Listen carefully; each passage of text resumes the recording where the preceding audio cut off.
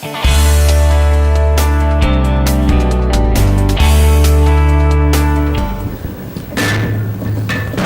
the Monday, July 7, 2014 Board of Education meeting to order. The first item on the agenda is the approval of the agenda. I'd like to make a motion to remove personnel transactions from the consent agenda and then also enter into exec session to discuss non-elected personnel. Do you have an order in which you want that? I'd say we could probably do it now.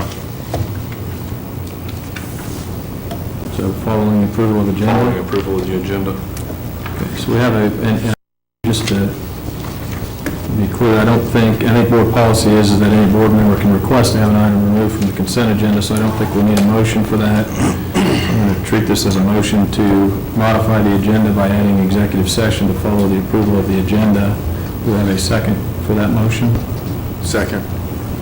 It's been moved by Board Member Bickle, seconded by Board Member Waddell. Is there any discussion? I do have another motion I would like to add in the form of a modification. We had a sponsor change form that we need to have filled out for Jessica Yunker that wasn't part of the agenda, and it's to be signed by the board president. And being consistent with how we've done things, I think we need to have a motion and approval for that to happen. It's simply because her name changed, we have to have it signed. So I ask that, I'm going to make a motion to add the sponsor change form, consent for the board president to sign that to the agenda as first item on new business. Do we have a second for that? Second.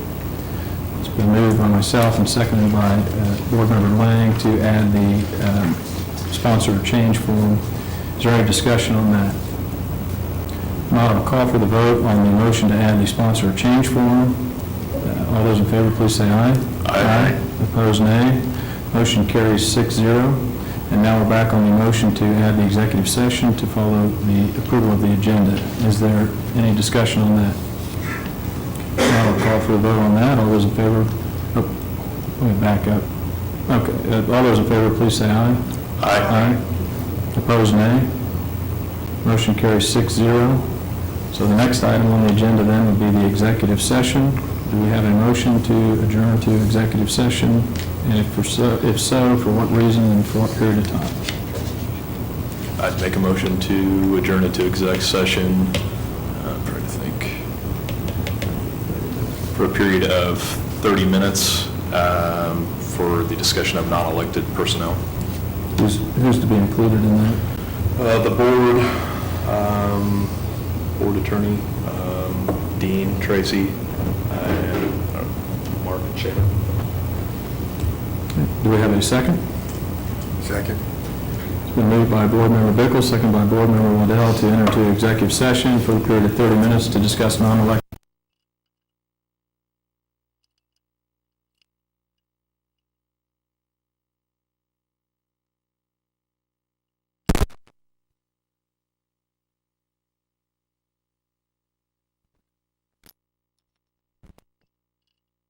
Be adjourned until 7:04. Call the meeting back to order and move on to the next item on the agenda, which is the reorganization of the Board of Education. Mr. President, before we went any further, with the motions, they kind of dropped off and we took the personnel off the consent, but never did anything with it afterward. It didn't get put back on the regular agenda anywhere, so I didn't know where that was hanging right now. Do we want to have a motion, or can we just agree to handle it as the first item on new business? Or do we want to, I guess, we'll go back to the approval of the agenda then. Do we have a motion on where to place the personnel transactions?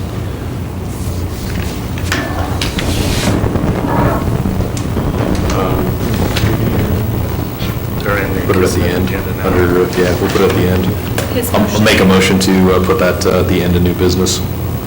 It's been moved by Board Member Bickle to place that at the end of new business, which would effectively make it item B.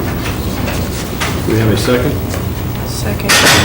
Been moved by Board Member Bickle, seconded by Board Member Lang to pull personnel transactions off the consent agenda and move it to item B. Is there any discussion? For the vote, all those in favor, please say aye. Aye. Opposed, nay. Motion carries 6-0. Item D, to V as in Victor. And now moving on to reorganization of the board. The first item on there is board president, and at this time, I would nominate James Liker to serve in that role. Second. And I appreciate the second, but we just need a nomination, and I guess the question would be, is there any other nominations? If not, then I would call for the vote on, or is there any discussion on board member Liker? Seeing none, I'll call for the vote. All those in favor, please say aye. Aye. Opposed, nay. Motion carries 6-0. And because James is not here, I will continue on to the next item, which is board vice president, and at this time I would nominate board member Patterson to serve in that role. Are there any other nominations?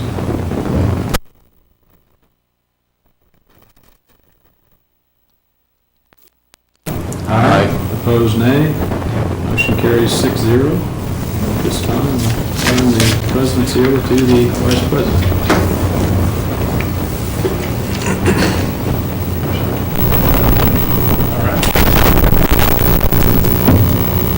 Okay, and moving on to the board clerk and keeper of the records, looking for a nomination to appoint Elizabeth Yeager as Board of Education clerk and keeper of the records for 2014-15, and Cheryl Schubert as deputy clerk for KSA 72-8202C. Looking for a motion. I'll make a motion to appoint Elizabeth Yeager as BOE clerk and keeper of records, and Cheryl Schubert as deputy clerk. Second. Been moved and seconded. Any discussion? I'll call for the vote. All in favor say yea. Yay. Yay. And all, did I hear a nay? Is it 6-0? Okay, 6-0. Okay, and board treasurer, consider the appointment of Renee Booth as Board of Education treasurer for 72-8202D. Second. Did you move that first? I thought you just said you did. I can't hear you right now. Okay. I apologize. All right. Did anybody make a motion? I did not make a motion. I was looking for a motion. I just heard I thought you said making your motion. Okay. But if you'll make it, Josh, that'd be great. So moved. Second. All those in favor, yea? Yay.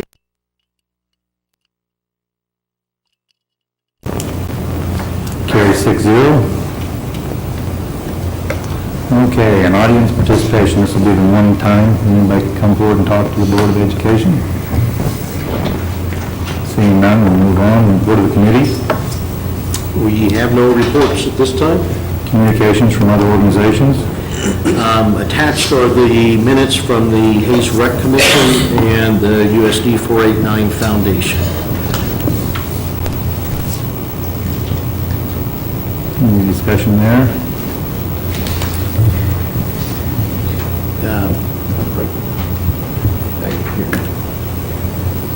We don't need to vote on that one, do we? No. Okay. And moving on to report of superintendent. I have a couple of things to report. First, we have, as far as this afternoon, or this morning anyway, two gentlemen have expressed interest in the Hayes Rec Commission Board, and that is Tom Albers and Bruce Rupp are the two. The deadline is, or we will appoint someone on the 21st, so that's all we have right now. Is the deadline passed for that? It's when, Elizabeth? It was July 3rd. Okay, so, yeah, It'd be just those two. those two, and That'll be a nomination by the board president. is that, That's my understanding how we've handled those. okay, so James will make that appointment on the 21st. I do want to introduce Rusty Lindsay. He's, if you stand up, he's the Buildings and Grounds Director, and I will, if you have anything to say, or... No, not a whole lot. I hit the floor running here and trying to get caught up. There's a lot to take in, but we're getting there. It looks like I got a pretty good team to work with, so I'm looking forward to it. Appreciate it. Nice to meet you. I do want to thank Greg as serving as the president the last year, and congratulate James and Marty for the soon-to-be, well, Marty is serving as president, or in charge of the meeting tonight as vice president. Afternoon fire right away, didn't it? Yeah. We have scheduled a chamber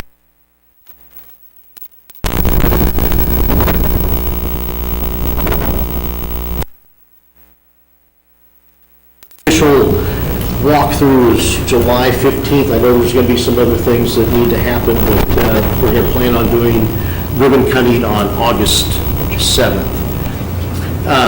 A little bit, I introduced Rusty a little bit on restructuring that department. I think I had mentioned before, Rusty comes in with a lot of experience from Oakley, Scott City as director and in charge of maintenance. We are looking then, or have Rusty overseeing as the director, everything that I think that we need for scheduling, custodial, ordering supplies. I think the efficiency pieces are going to be there with this director position. And then we did hire back the maintenance position, which is Francis.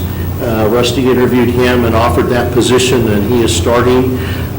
And Tracy, if you have that information on budget and how all this will work, and we said we wouldn't be hiring unless we can save dollars, but if you want to review that real quick, that would be great. Yeah, earlier in the year, we did reduce one maintenance position and two custodial positions, and including the salaries for the director and all the other custodial and maintenance staff. We anticipate saving in salaries alone, salaries and benefits, $34,470. And that will come savings in capital outlay and general fund, since the maintenance staff salaries come out of capital outlay and the custodians come out of general fund. So we'll see a little bit in both of those areas. That, I believe, is everything that I have read from this evening's report. Just going back to that just a little bit, the net savings on reducing Francis back to his position and the new ground supervisor is how much? $34,470 due to the previous reductions we made earlier in the calendar year in that department. Okay. Is there anybody else want to voice their opinion about that? Over there? So the savings came from the previous reductions. So theoretically, then we're not saving quite as much as what we were from what the savings were, because we're spending more money on those two positions now than what we previously were. Therefore, whatever the savings was earlier, these new hiring situations, we are technically spending more money. The savings is still $34,000, but it was greater than that prior to the hiring of Francis back. When we started talking about, the director position, we had estimated a savings of about $20,000. If we didn't hire this position, we would end up hiring custodial back and some of those things to make sure we get everything covered. But still, these two positions. If we wouldn't have hired this, yes, Our but we savings would was still have to greater. hire others back. So if we didn't have this position, we would have to hire the two janitors and the maintenance position back. We would have to hire all three of those back if we did not have this secondary position below our director. That's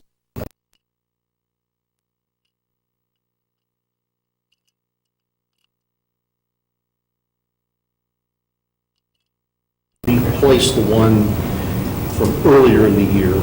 Because the one we're saying that we can do without. We eliminated those before. So I guess I don't understand how this one position counts as two janitors and one maintenance position. And I guess the way I'm looking at it is, if we kind of just look at this department, we've had a reorganization. So, I mean, I don't think you can say these two positions equal this position, because we've got a new position that was created that will have different and additional duties that weren't previously there. The director position. It looked like a Correct. position that we had previously, but it was not what it is today, right? We're hoping for efficiencies coming out of there, the safety program, et cetera, et cetera. So I kind of look at this as we've undergone a reorganization, and net effect to the budget is the $34,000 for next year. And I guess I would understand that, but I don't see a true reorganization. I see I see a maintenance position eliminated earlier this year. I see 2 janitors eliminated earlier this year. Now all I see is we're hiring a director, which I am 100% on board with. I think we need that position. I think Mr. Lindsay's going to do a great job for us. But it's not reorganizing. Now it's just putting an intermediate position in that we already technically had. We had that position. So I don't know the reorganization would be the word that I would use. I think it's quite a bit as far as job duties and who's doing what. I think there is a lot of reorganization with that, even with, and it'll come with time, even the custodial pieces, all of that. Okay. Can I Let's keep just finding be- some more savings. Can I just be clear? We're not saying we hired another director or coordinator position with that, are we? Another one? Correct. We didn't create another, I mean, we obviously hired a new director, correct? Yeah, I think the title before wasn't director, but that position, yeah. But we hired somebody to fill that role, and Correct. that this other position that was on, that we were talking about, that's not a management position, No, is it? it's a maintenance technician position.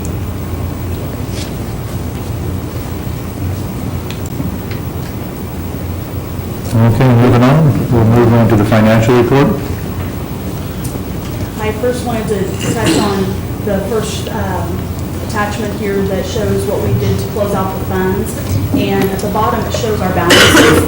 The general fund does have a $574.90 balance. That is because we received the Rush County tax payment after the local effort was reported to the state. So we can't spend that amount as it would take us over our legal max. So that balance will sit there and we'll actually receive $574.09 less in state aid next year. So just wanted to explain why that isn't zero. What was that amount, Tracy? I'm sorry. In general fund, $574.09. And then the supplemental general balance, that is an amount that was collected above the legal max. So again, we can't spend it. Less will be assessed, so the mill levy will go down this next year for that amount. This is typical. We usually have a pretty high balance that's collected more or less in advance. Contingency reserve, we have a balance of $99,681. We did above that make a journal entry from contingency fund to general fund of $294,324 to zero out the general fund. That was the amount we've been talking about that we would need to balance the budget there. But it did leave us a $99,600 balance for a little bit of cushion. Capital outlay, we ended with $609,798. And in special education, $37,389. That's just because of miscellaneous revenue that we put into special ed this year. Dale and Craig from school state finance recommended that, and so that will actually help offset the amount we need to transfer to special ed next year. So it's just a little bit of a carryover balance. And then above that shows the different journal entries and transfers we needed to make just to zero everything out and finish out the year. Does anybody have any questions on this form?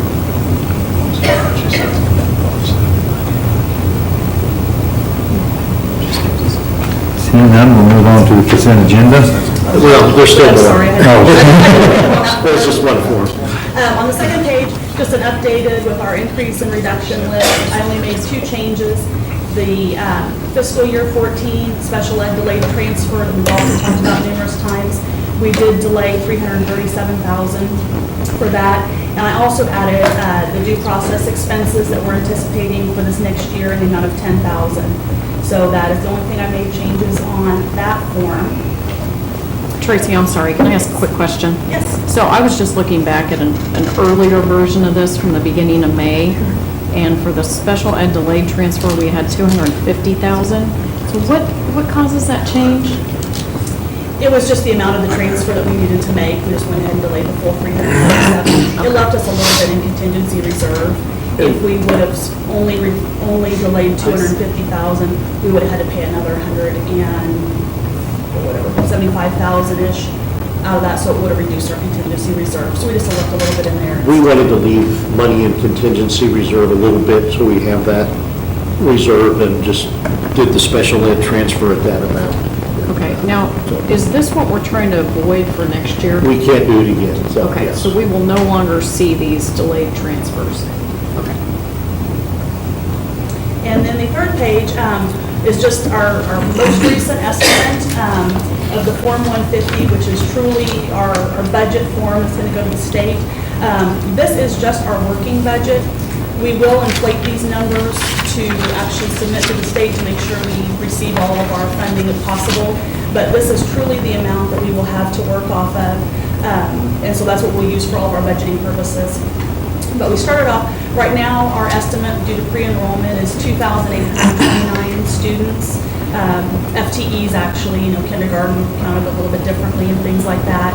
And we didn't change many of the numbers for our bilingual, vocational. We anticipate about the same amount of students in each of those line items. So at the bottom, it shows our operating budget will be $16,787,786. That is a difference of about 1.1, a little over 1.1 million from the amount we adopted in last fiscal year. And then, of course, we had things that weren't also budgeted on top of that, but just kind of throw that in there. And then also show our LOB. The 30% we'll be able to collect will be a little over $5.9 million, with a difference of 1,770 from last year. So in comparison, though, to actually the amount that we received this year after our audit, the $16.7 million is actually $53,432 less than we received from our audited budget. So we really feel like that's probably a pretty close estimate to where we'll actually be. We have, under the very top number there, where it has estimated FTE, the 2,829, that is about 68 students more than what we had at the beginning of this year. We'll do some more checking, but that's looking at all of the FTE we get from, special ed, private school, everything combined.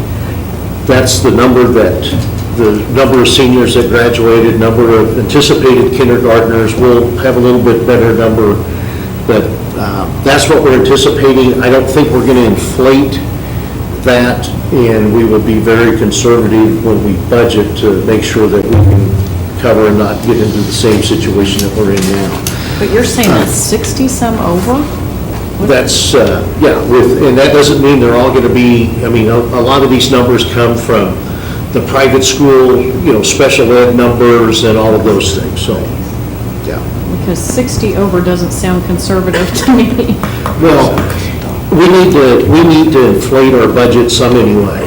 But as we go through, we'll double check and see, and use the 3-year average or whatever's right now. This is the number that's higher of all of those. Okay. Last year's enrollment, this year's anticipated, or 3-year average.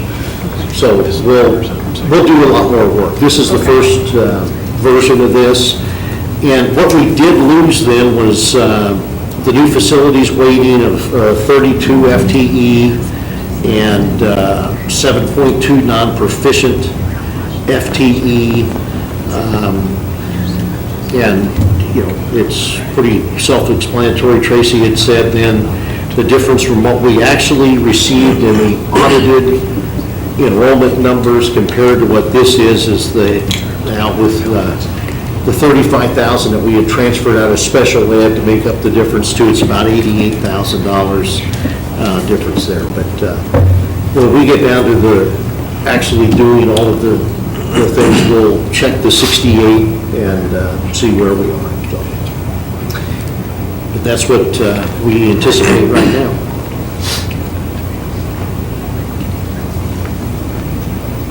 Anything else? Dean, I have a couple of questions, just to clarify, on that form, is it 150, I believe it is? I think I heard you wrong, or maybe just, but you said we were up 68, and as I understand it, that's not 68 on line 1, that would be 68 on line 16, correct? That's 68, if you have to look at last year's enrollment, our actual enrollment was 2,761.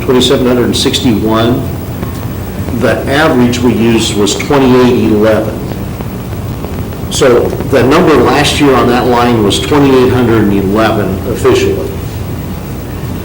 Does that make sense? So what I'm saying, go ahead. You anticipate that we'll have 68 more students, bodies, but because we can use, Yeah, that doesn't mean they're all going to be in our school. I mean, the private numbers and all those things combined, so. but that, and the difference between that is last year, even though the number was more, we get to use either our actual number, our last year's number, or the three-year average, whichever is greater of those three. Yeah. And you think that number will be 28, 29, and is that the actual? That is the actual right that we're looking at, but like I said, we'll do some more work on that the next time, and that we bring this back and actually start filling out all of the budget documents, but that's what, looking at numbers that are coming back and those that we know have left, there may be more, and those that are coming in.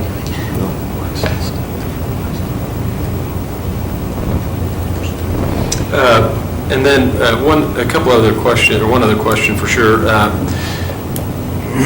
When we raised fees, I think we arrived at the number with the understanding that that number would allow us to have enough to hire 3 additional elementary positions to help offset the increased class sizes there. Obviously, the LOB has failed, and that's not an option for another year. Where do we stand with those 3 positions? With the increase in fees, the textbook fees need to go into the textbook fund to pay for that type of things. We can't put that in general fund and use that to rehire staff. Even if we could, I think that we are way too close right now to say that we can hire three more teachers. I think we're going to be in the same boat we are now and not have reserves. And with the state taking the $20 from the 20 mills general fund and resending that to us, we may run into cash flow problems if they don't send that on time as well. But the activity fund will go into the middle school, high school activity accounts. The increase in textbook and material, the $106,000 needs to go into that account that we haven't had before, but should have all of that time. So the kindergarten fees are the ones that could be used for that purpose. Well, I guess my concern is that I think, and whether probably it was a misunderstanding on our behalf, but we did that with the understanding we'd have enough money to offset those positions. And the hope was the LOB would pass and that we could then use, we could either lower fees or use the additional money to set up a reserve or help replenish the contingency reserve, but now that didn't, so those aren't options. But I guess my question is if it's got to go to the textbook fund, if we don't need the money for textbooks, do we really want to increase that fee, or should we get rid of it? Drop it down. Drop it back down. When you say, do we really not need it? Yeah, we really need it, but you could drop the fees back down, and it would change this by $106,000. So we would have, less as far as a carryover or contingency and those things. Well, I guess, I understand it would change it, but if it's earmarked for a certain fund anyway, and do we have plans next year for textbook purchases? Next year, no, I don't think we have it is an adopt, but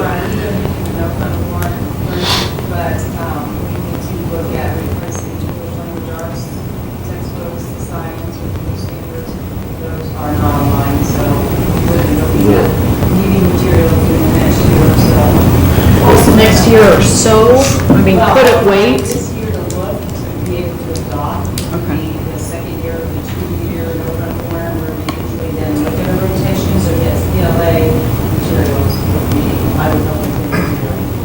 But, It depends where we are fund-wise. right. But I'm hoping to build that fund, so they'll be used for purchase the resources we need. Do you have any idea what kind of number we're talking about to do that?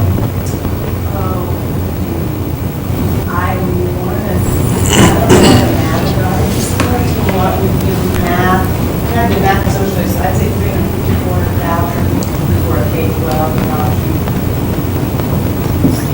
What's on the top of my head from the last time. And that would be a greater need for the district rather than the elementary school positions? That wasn't the question I was asked. I'm asking that question. Right.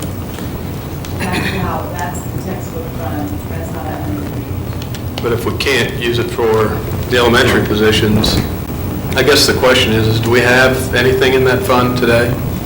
We don't have that fund at all, do we? No.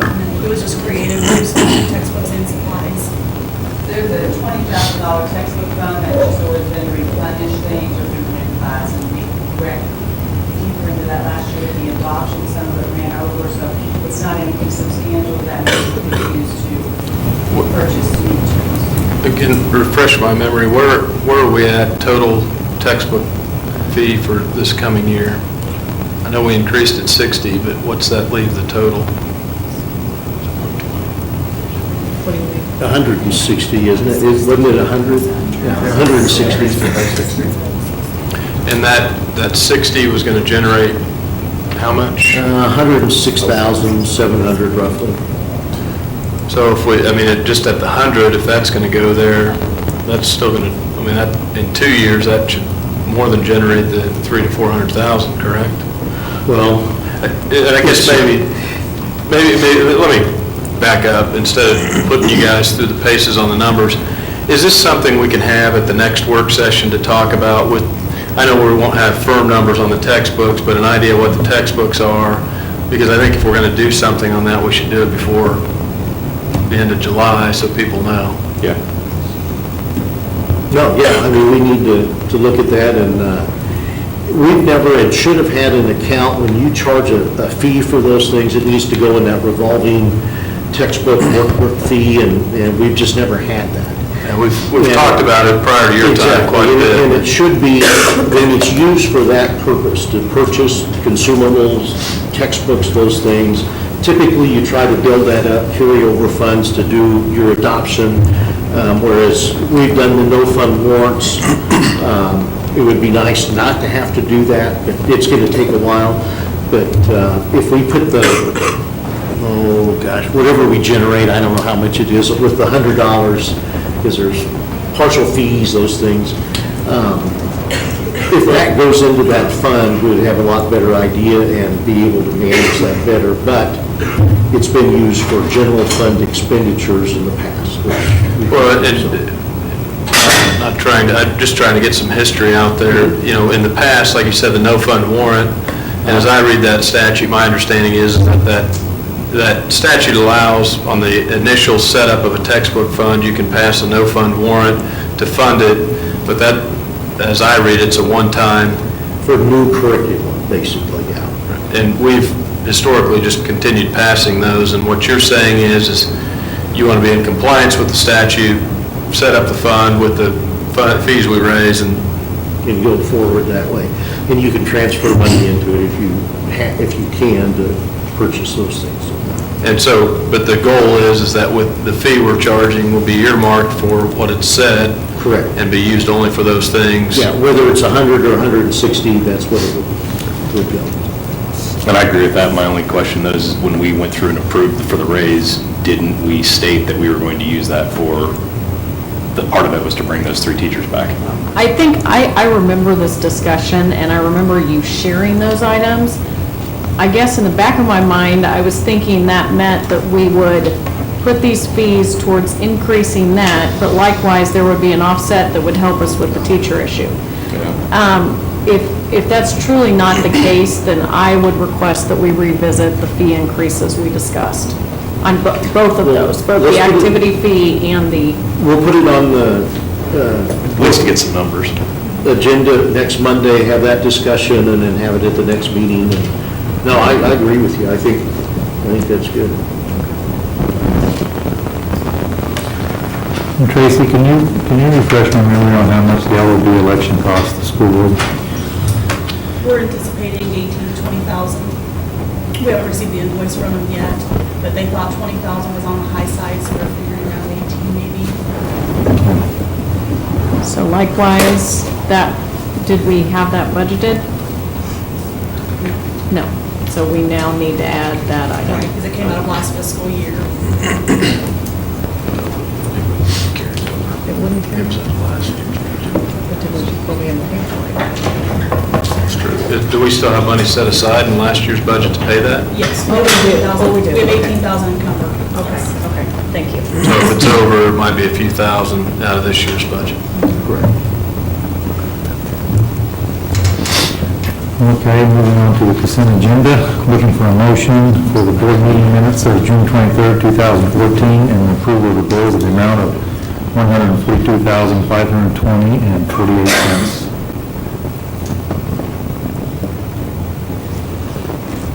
So moved.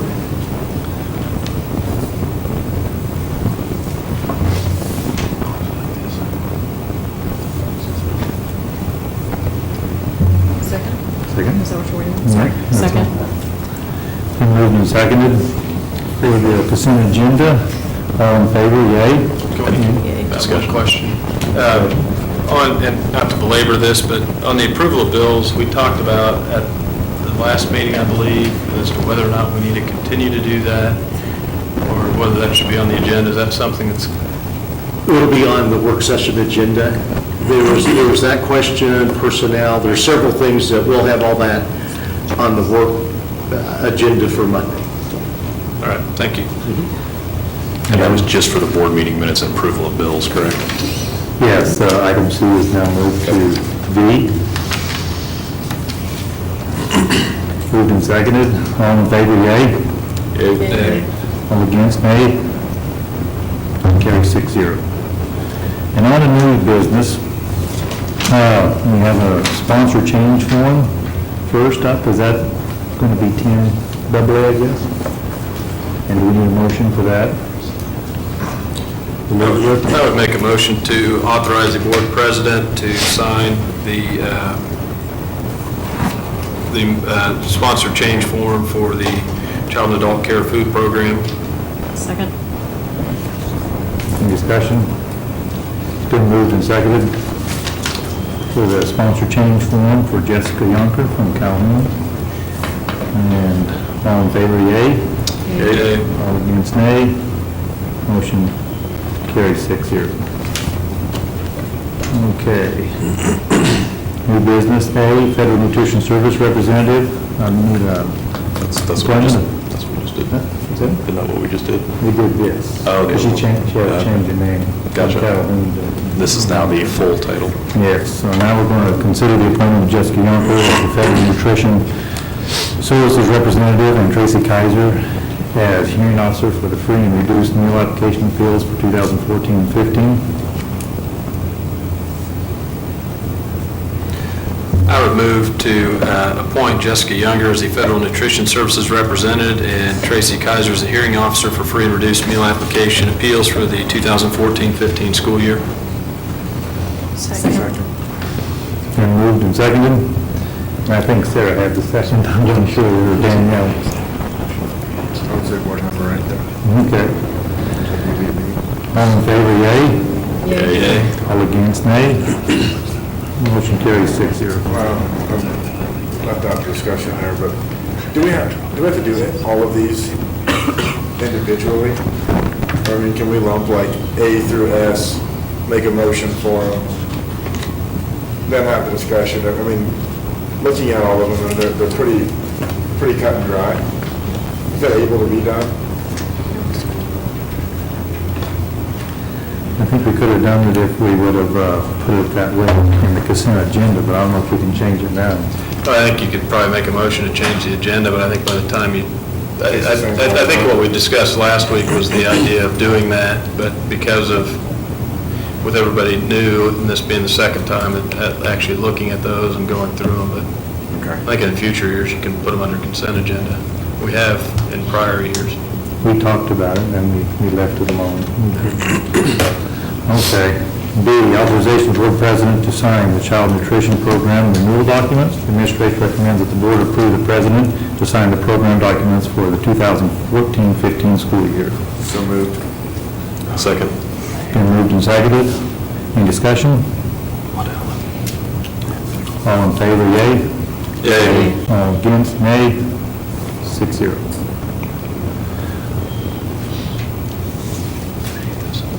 Authorization of the board president to sign the fresh fruit and vegetable program documents. The administration recommends that the board approve the president to sign the program documents for the 2014-15 school year.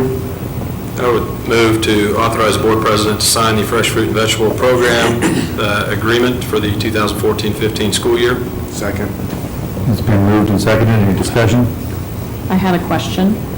Why is this only at Washington?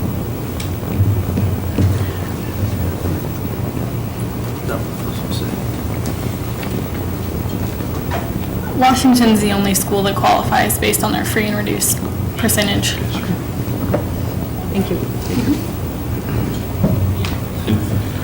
You're Jessica, correct? Yeah, sorry, I'm Jessica Yonker. Thanks. We all know you, but those that watch you know me Yunker or not. Yunker? Is it Yunker? Yonker. Yunker?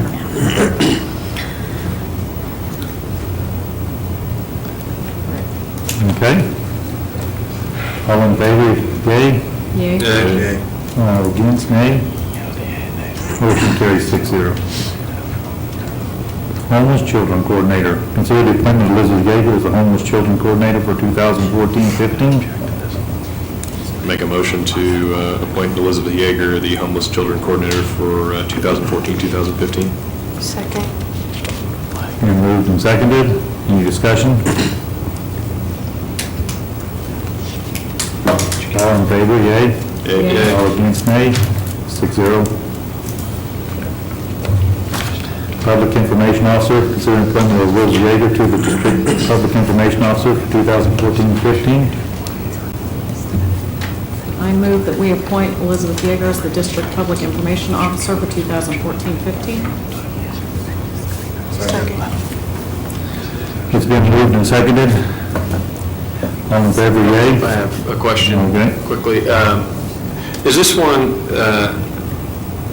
being that we need, I think she's been given that title, is it something we need to act on every year? Or is it just something with her having that title can come off the list of things we need to approve every July? I don't think that we have to act on it every year, do we, Bill? I mean, I don't know why we would. He's served in that position, and I Right. think it's statutorily Yeah. required to do that. So that's probably one that can be eliminated in the future. It's probably easier just to approve it tonight, but if we Right. could Not approved in the tonight, future. yeah.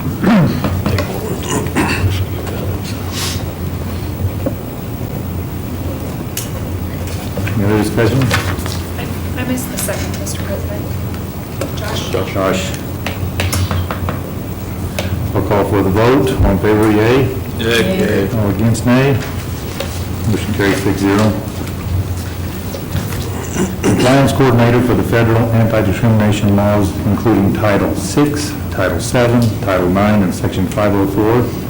Consider the appointment of Dean Catt as the Compliance Coordinator for the federal anti-discrimination laws for 2014-2015. I'll move to appoint Dean Catt as the compliance coordinator for federal anti-discrimination laws, including Title 6, 7, 9, and Section 504 of the American with Disabilities Act for Second. the 2014-15 school year.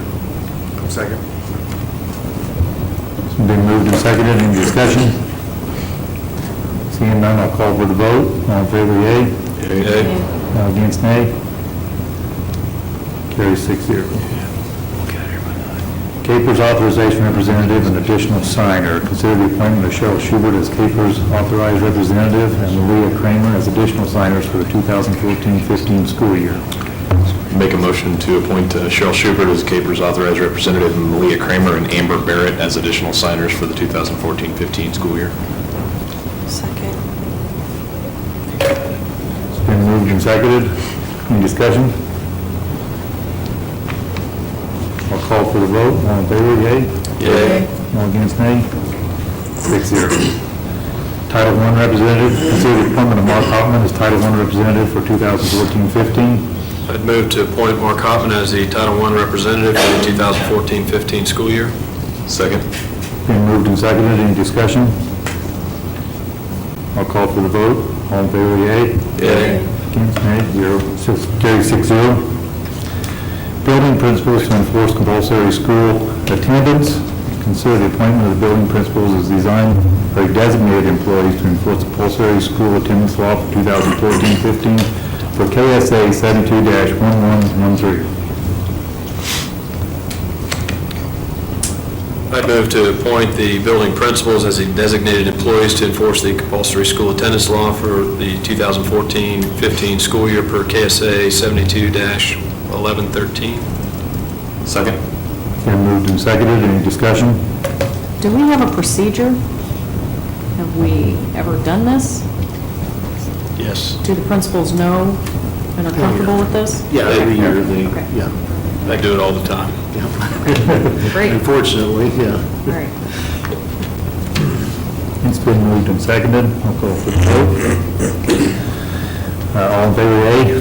Yea. All against, nay? Carries 6-0.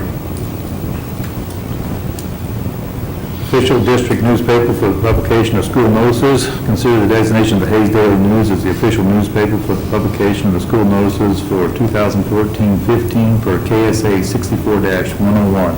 I'd move to designate the Hayes Daily News as the official newspaper for publication of school notices for the 2014-15 school year pursuant to KSA 64-101. Second. It's been moved and seconded. Any discussion? You still get to visit our meetings, Judy. I'll call for the vote. All in favor, yea? Yea. All against, nay? Carries 6-0. Okay, Board of Education meeting dates for 2014 and 15. Consider the resolution to specify Board of Education meeting dates, location, and times per KSA 72-8205. I move that we recommend, or, I'm sorry, I move that we approve the Board of Education meeting dates. You want to adopt the Schedule. resolution? Adopt a resolution, is that what I want to do? Yes. I move that we adopt a resolution for the Board of Education meeting dates for 2014 and 15 as outlined in our packet? Yes. Or online? Second. It's been moved and seconded. There was a tie on the second, so pick one. Danielle. Daniel. Okay. Any discussion? I just had to, just so I know we're going through a lot of these, and I know that that's out there, and the resolution we handed around, but essentially what I understand this to mean, well, what it is that we'll have 2 regular meetings in July, August, October, and March, and every other month we'll have 1 meeting. We'll have 2 work sessions in July, September, and March, and June, and the rest will have 1 work session. So minimum of 2 meetings a month, and maximum of 4 meetings a month. Correct? Correct. Any other discussion? I'll call for the vote. All in favor, say yea. Yea. All against, nay. Carries 6-0.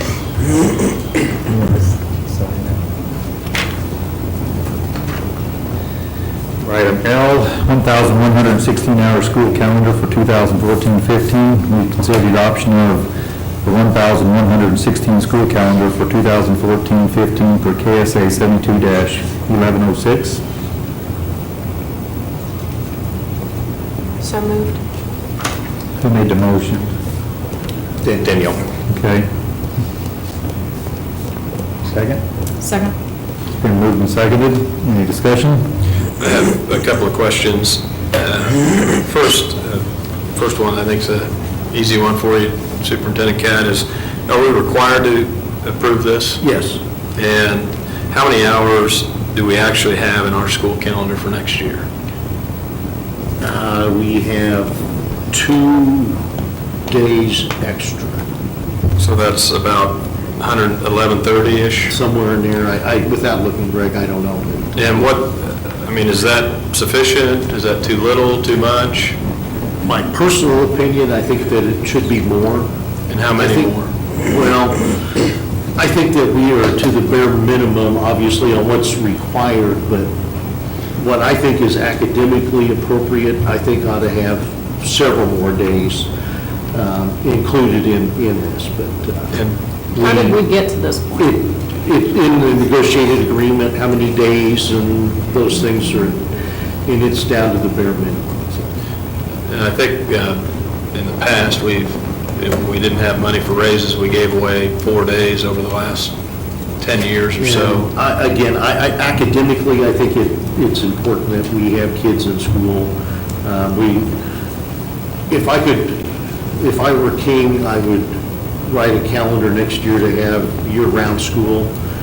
Everybody's going to panic, I know, but I just think that, and you could do the vacations, a lot of places do that, but I think that ideally, educationally, I think that makes the most sense. But I would like to see it increase some. Do we have information for how other districts, how we compare? We can get that, yeah, on how many hours other districts and days other districts have, sure. As I understand, in 5A schools, there's 32, is that correct? Yes. And for 4A schools, is that the same number? There's 32, and there's 2 different classes now. There was 64, now there's 32 in the upper class and 32 in the lower class. Would it be possible to find out the 32 upper class 4A and the 32 5A for that? I would think that'd be fairly easy to find, so. And you bring up another interesting point that's kind of been talked about, or you and I have talked about, probably not publicly, but oftentimes privately, but the all-year calendar. And I know that doesn't affect where we're at here, but I think if you do any of the research, you'll find that that's one of the things that has the largest impact on students' learning is not taking large breaks like the summer. And our summer break is devised upon about a 200-year-old system that you spend all summer harvesting, in which that doesn't occur anymore. And so I would like to have that up for discussion sooner rather than later. I don't know if it's the next meeting, but at one of the next few meetings, so we can start looking at that. We can get the data on the number of days and things, I think, fairly easy, and yeah, as we go through looking at next year's calendar, negotiation, and all that, we can, because I think that someone had developed a calendar, Marty, correct me if I'm wrong, an all-year calendar, is that correct? I think Jerry Brown I think and Sarah somebody had O'Connor one time that I'm put sure one together years ago. So, well, I think it'd be a good conversation. So Gregory. Since I'm new to this, Oh, sorry. you're fine. Is it common to have the number of days in the school calendar dictated in our contract with our teachers Not versus set with by what my we feel experience. the academic need is? Yeah, not with my experiences, the number of days is negotiable, but to be this close and to have, like, the length of the holidays, and it's very specific of what we can do for the calendar. There's really not a whole lot of input. It's all laid out. Can we, when we get those other numbers and we discuss that, can we also find out what those other districts and the ones we talked about are doing in regard to, what's in their contract, what's mandated in there, what's not, and see where we compare on that as well? It'll be, that's the numbers that we'll have. I mean, they're going to attend school, their calendar's going to match their contract, so it'll be one and the same, but yeah. But I guess that my question is it a negotiated item, or is it just, Yeah. that has to be negotiated, or is it something that? Yeah, we can look and see how their calendars developed. Yeah. The number of days is usually laid out, but yeah, how that all happens and whether you, like the number of parent-teacher conferences and Ours is very detailed. Yeah, we can find that. So Greg, are you recommending we table this until we get those numbers, or? No, we need to, Oh, okay. calendar, yeah.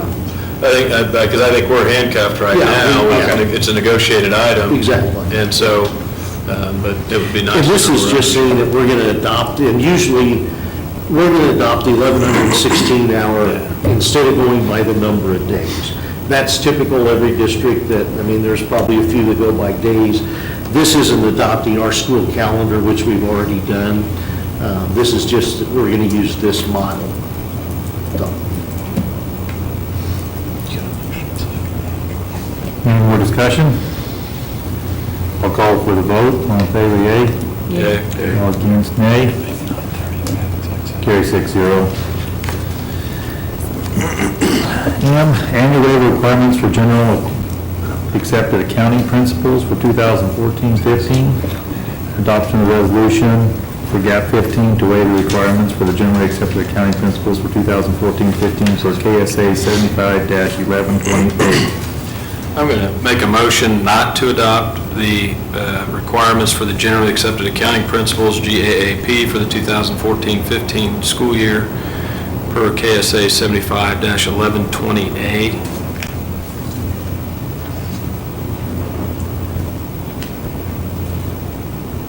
Second, so we can have the discussion. Second. Thank you. Okay, it's been moved and seconded, and we'll go ahead and have a discussion. Yes.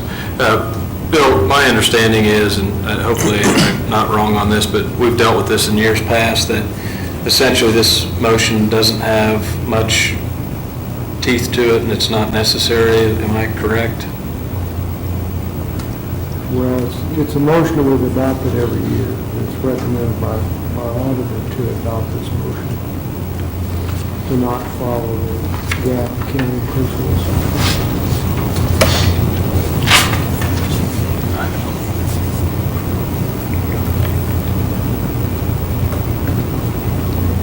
So you're saying we should? What does this get us? You're waiving the requirement to adopt the GAAP accounting principles. And why wouldn't we want to adopt those?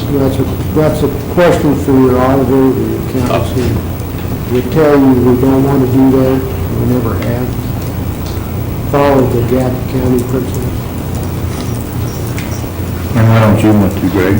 Well, I thought that my understanding was in the past, we'd had this discussion and we decided we didn't need to, and maybe I'm confusing this with home rule, but I thought we had this discussion and we kind of decided we shouldn't, but, and That's the home rules. is it? Okay.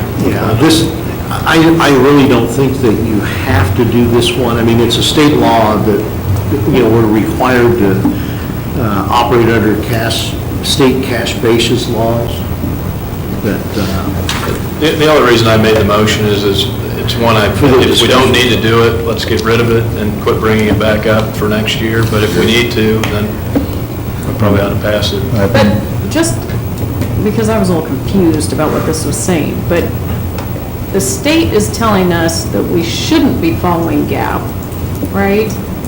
And instead should be following theirs, right, for cash basis and budget laws of Kansas.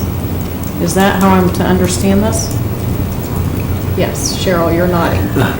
Okay, and this is how we've always done this? Yes, and our auditors agree with this. Could you come up, please? Sorry. And can you share the reasoning behind this? I really wasn't prepared to share. Okay. But the reasoning is we follow state statute, and state statute dictates cash basis. If we don't adopt this waiver, then we have to completely redo how we spend our money. I see. It's something we do every year, as recommended by the state and by our auditors. And all state agencies would be following the same? I would think so. I can't answer that without checking, but So it sounds like it is something we need to do. yes, we need to adopt the resolution as presented. I would recommend that. Okay. Makes sense. Well, we had to move in second before we could discuss it, so. Well, we're going to have to vote on this one and vote it down and then go back to the Did you original. change your motion, Greg?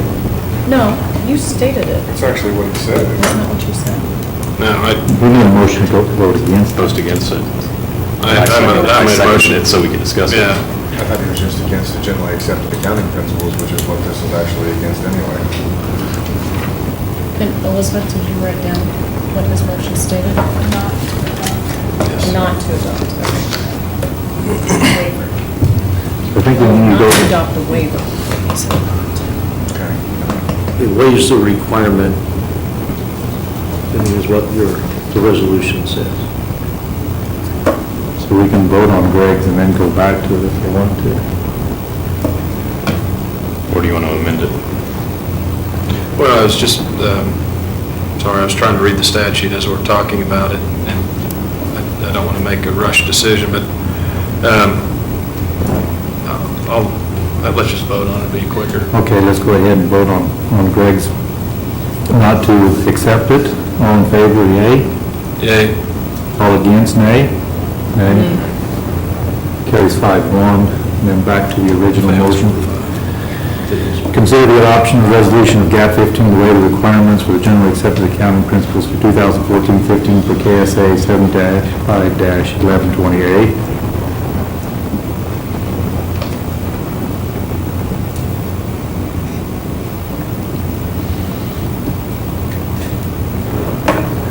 For a motion to approve?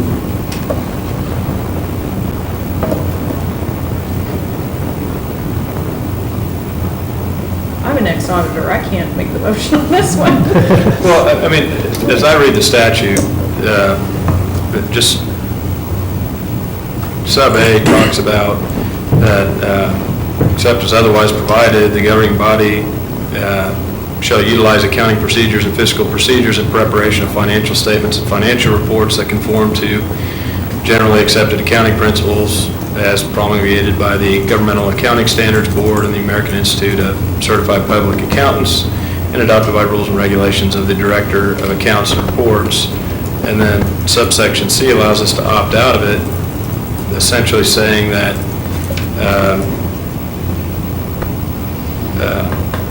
statements and financial reports prepared in conformity with the requirements of sub A are not relevant to the requirements of the cash basis and budget laws of the state and are of no significant value to the governing body or members of the general public of the municipality.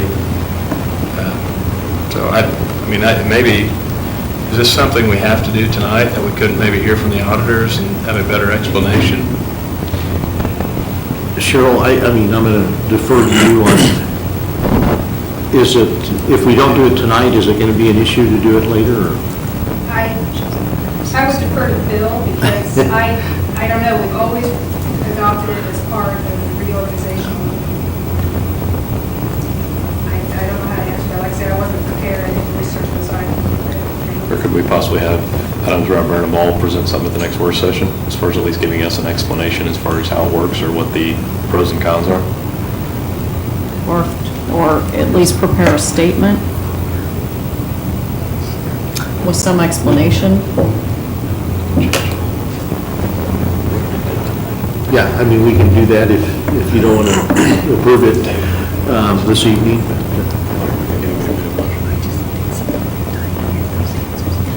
I make a motion to table that to the next work session then. At that time, I'd like a presentation or an explanation.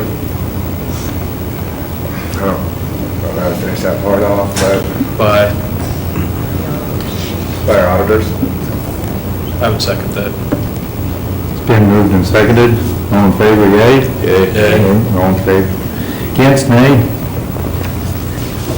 6-0. Okay, N, guidelines for activity funds for 2014-15. Consider adoption of resolution of 15AF authorizing activity funds for Hayes High School, Hayes Middle School, Roseville, Wilson, Lincoln, Washington, and O'Loughlin, and designating principals as responsible for administration of these activities funds in their buildings per KSA 72-8208A.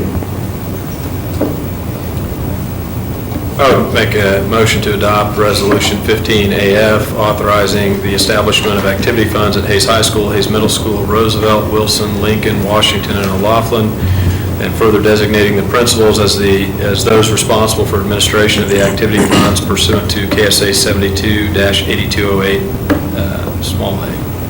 Second. Been moved and seconded. Any discussion? Yes. There's a section under B where it says, the employee authorized to administer shall keep record of all receipts and shall from time to time, at the end of the school year, prepare a statement for the board showing all receipts, expenditures, and the balance in the fund. So is that what we get each time when we see those activity reports? Is that what we're getting? Yes. Okay. The problem is, I mean, how do we know whether those are legitimate? So, is there a process in place for those more knowledgeable and specific to those to know whether there's legitimate items on there?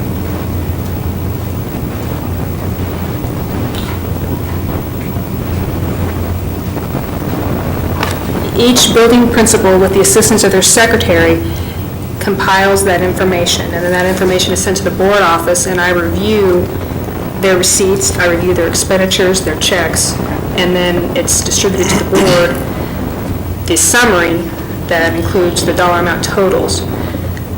And questions can be asked at any time. I have documentations in my office as well as... But so you're the check?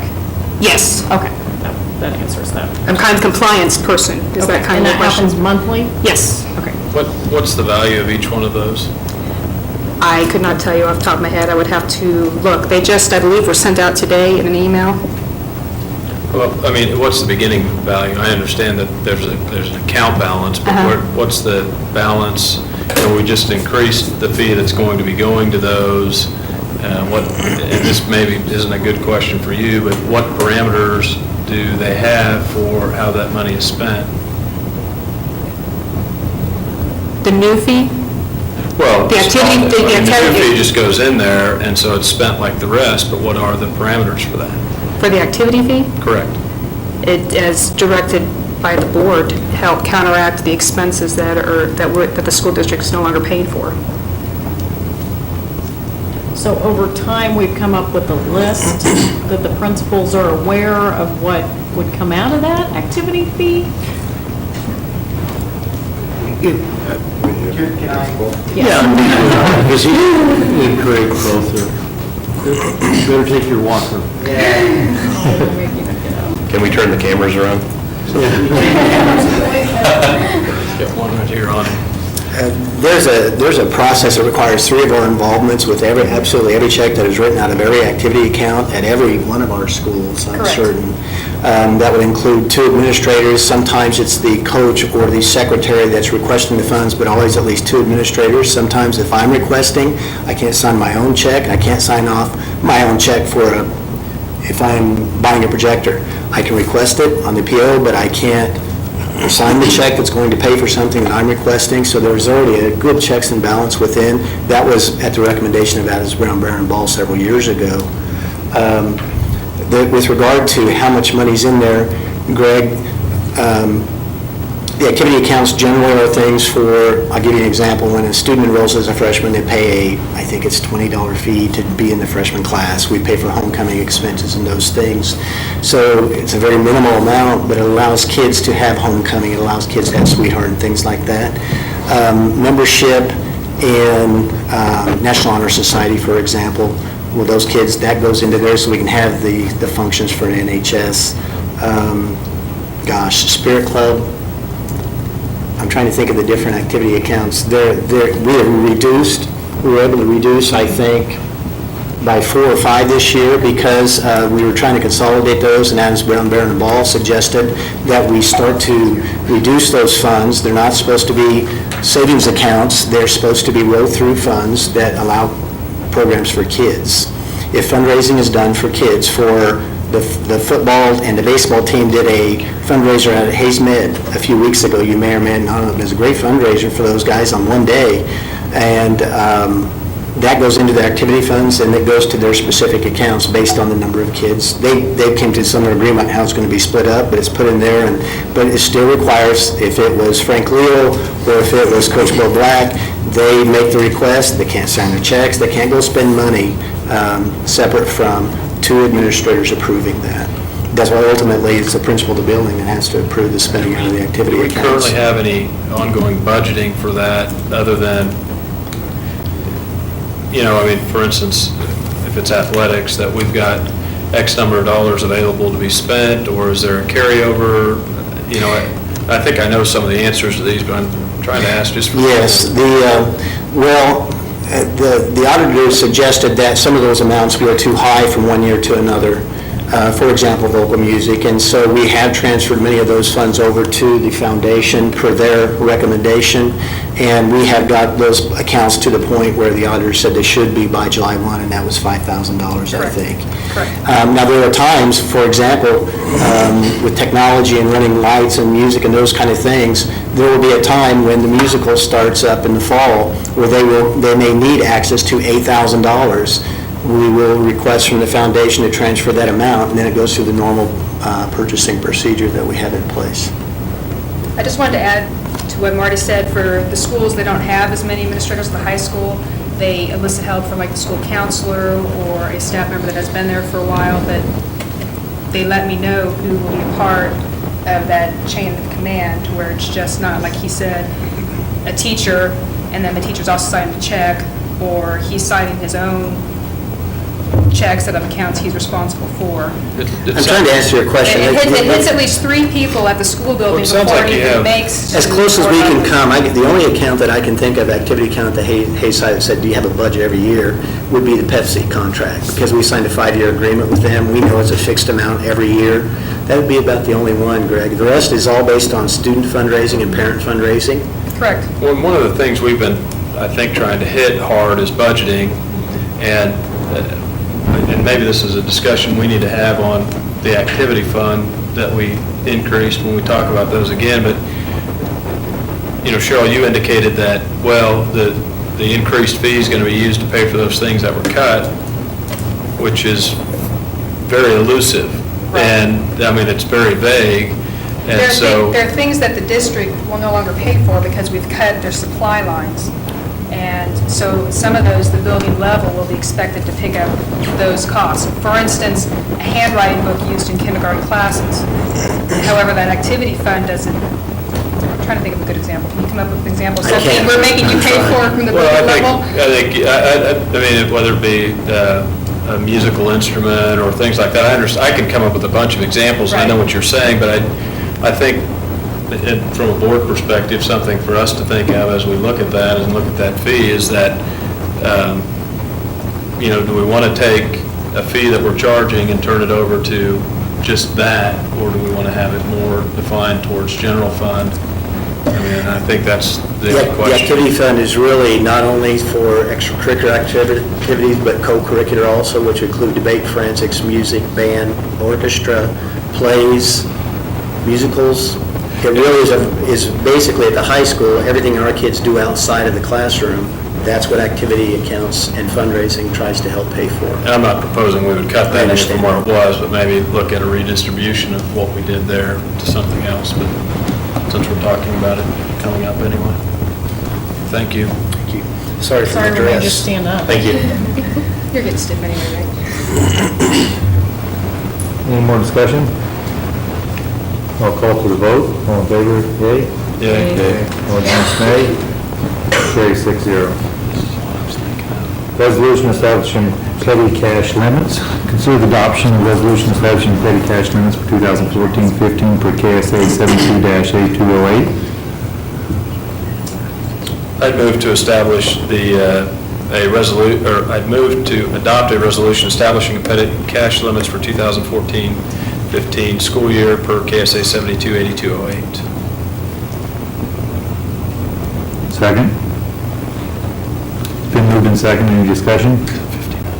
Yeah, and I think, just so the board's clear, this is the one I was asking Marty the question before about the budget, because I was thinking about these. The balance on these is $1,500, is that correct? $1,500. Sorry. And if I understand that right, that's for Rockwell, Hayes High, Hayes Middle School, Head Start, and PATS. And I think we talked before, as far as, is there a reason why that doesn't include the grade schools, or is that just not needed there? Well, I think those have the activity funds, is my, but maybe I'm wrong on that, is that? Or is that, does that include the high school? Cheryl, you know, We discussed that last year. It was brought up. And there's just, they don't have that. The elementary schools Okay. just don't seem to have Okay. the need. They're used for entry fees. Rockwell's is used for bulk mailings, lunch refunds. There's just not the need at the elementary schools. Okay, thank you. Any more discussion? Are you going to be able to do this next one? Which one? The next one? No, probably not. But we can go ahead and vote on this one. Sorry, I'm ahead, but. Maybe you have to go ahead of me, okay? All in favor, yea? Yea. All against, nay? Okay. Do you, if you do abstain, we just have to vote somebody in? Yeah, I will abstain from this one, but we'll go ahead with P, official depositories of the school district funds. Consider the adoption of the following official depositories for the school district funds for 2014-15 per KSA 9-1401. And they include Emprise Bank, Commerce Bank, Equity Bank, Astra Bank, Golden Belt Bank, Bank of Hayes, Sunflower Bank, Bank of America, MIP-Kansas State Treasury. I'd make a motion to adopt the official depositories for the school district as listed for the 2014-15 school year per KSA 9-1401. Looking for a second? Daniel. Daniel, second. Daniel. Okay, any discussion? Why are there so many? So nobody gets left out? And why do we need to have an official? Is this a? Kansas law. This is Kansas law, okay. We wouldn't have to appoint multiple, but I think historically we have If to it be take care of. anything, I mean, then we can send it to all of them and, Spread it around. not that we have a lot of money to spread around right now, but, Does that create administrative work and therefore extra expense for us to spread it around? We don't necessarily currently use all the entities listed. We list them in case when we do have money available to invest, we can include them all in the bid and then just pick the highest bid versus them having to come back and say, can we use them? All right. Any more discussion? I'll call for the vote. All in favor, say yea. Yea. Against, nay, or I just abstain from it. 5-1, motion carries 5-1. Okay, Q, resolution to allow for destruction of records. Consider the adoption of resolution, destruction of records, FY15 to destroy old records per KSA 72-5369. So moved. And moved and seconded, any discussion? I'll call for the vote. All in favor, yea? Yea. Against, nay? Nay. Motion carries 5-1. Okay. R, setting the annual records fee. The administration recommends that the board make a motion to approve the annual records fee to 25 cents per page, and that is a request form as presented, be it adopted for use by the USD 49 in fulfilling the records request as per policy CN-annual records fee. I'd move to set the annual records fee at 25 cents per page, and that the request form, and to adopt the request form as presented per policy CN of the board policy.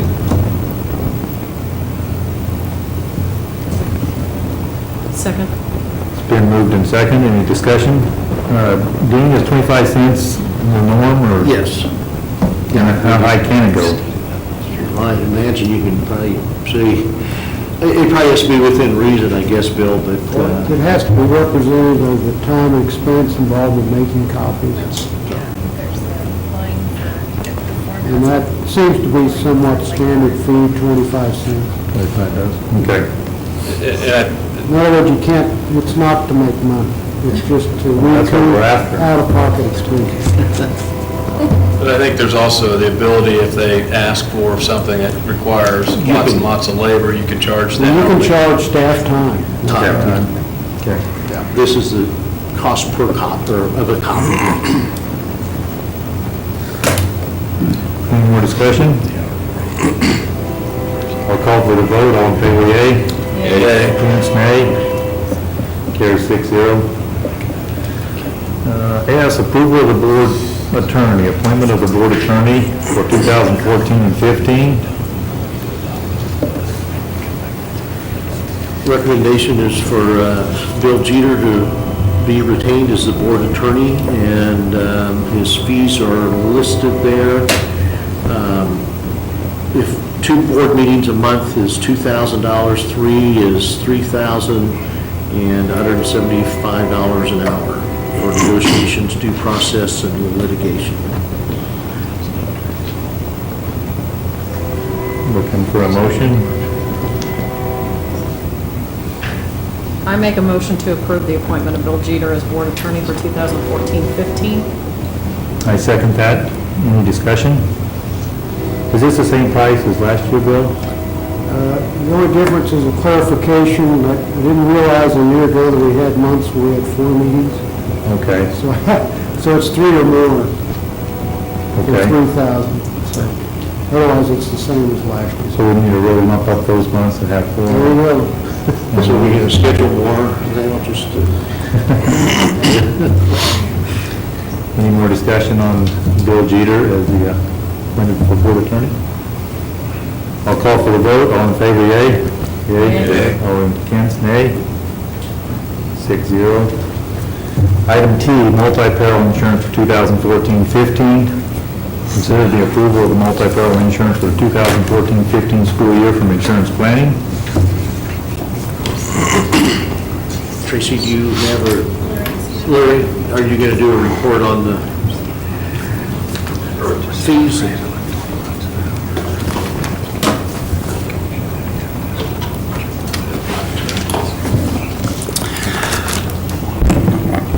I think you all got a letter, but I'll kind of summarize it. Work comp continues to be a problem. As of through May 23rd, you had 21 claims for $237,394, which is still unprofitable. Liberty Mutual came out with a $76,284,000 increase, which I knew that would go over real well.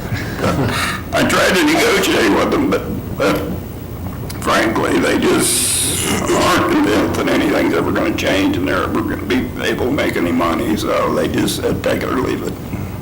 And so I went into the marketplace, worked with United Heartland, and they came in $55,283,000 less than Liberty Mutual, which is still $21,001 more than last year.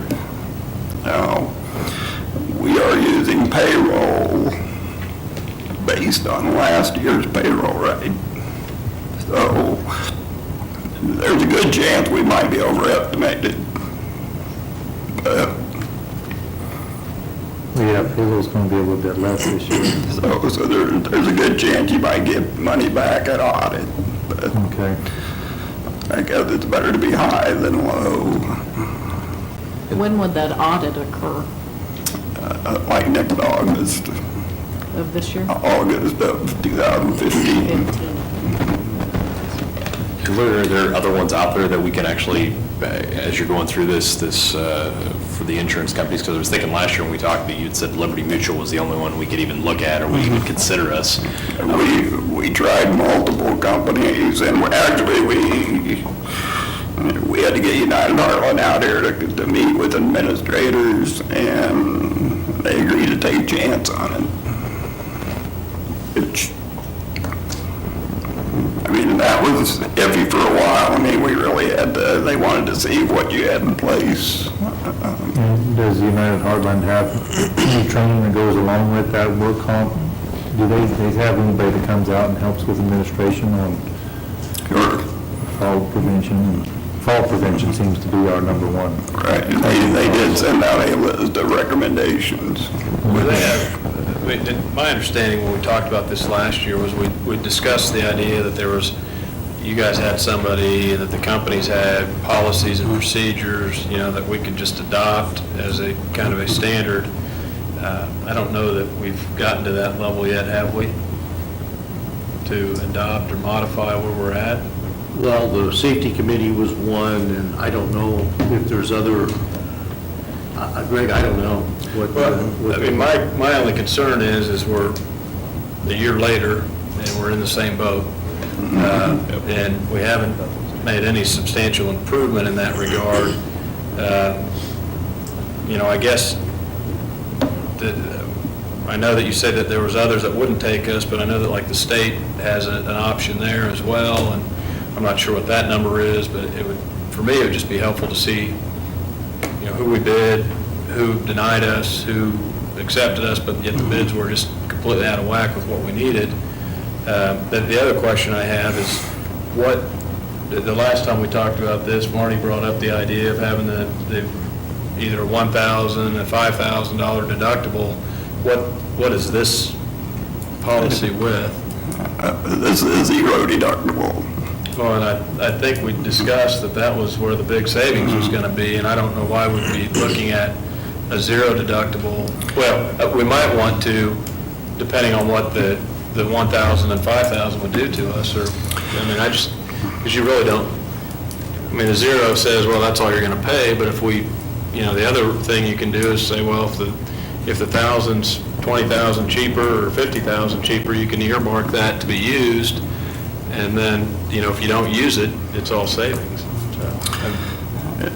The savings is not that substantial. It's typically maybe 2 to 3%. And your potential, you're averaging 21 claims like last year, and in the past it's been more than that, so.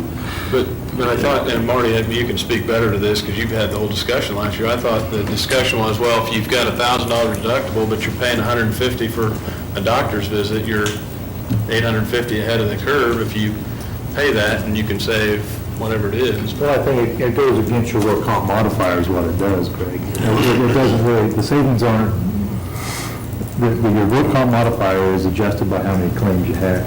And so when you have 21, it gets you up there to, what are we this year, a 1.23?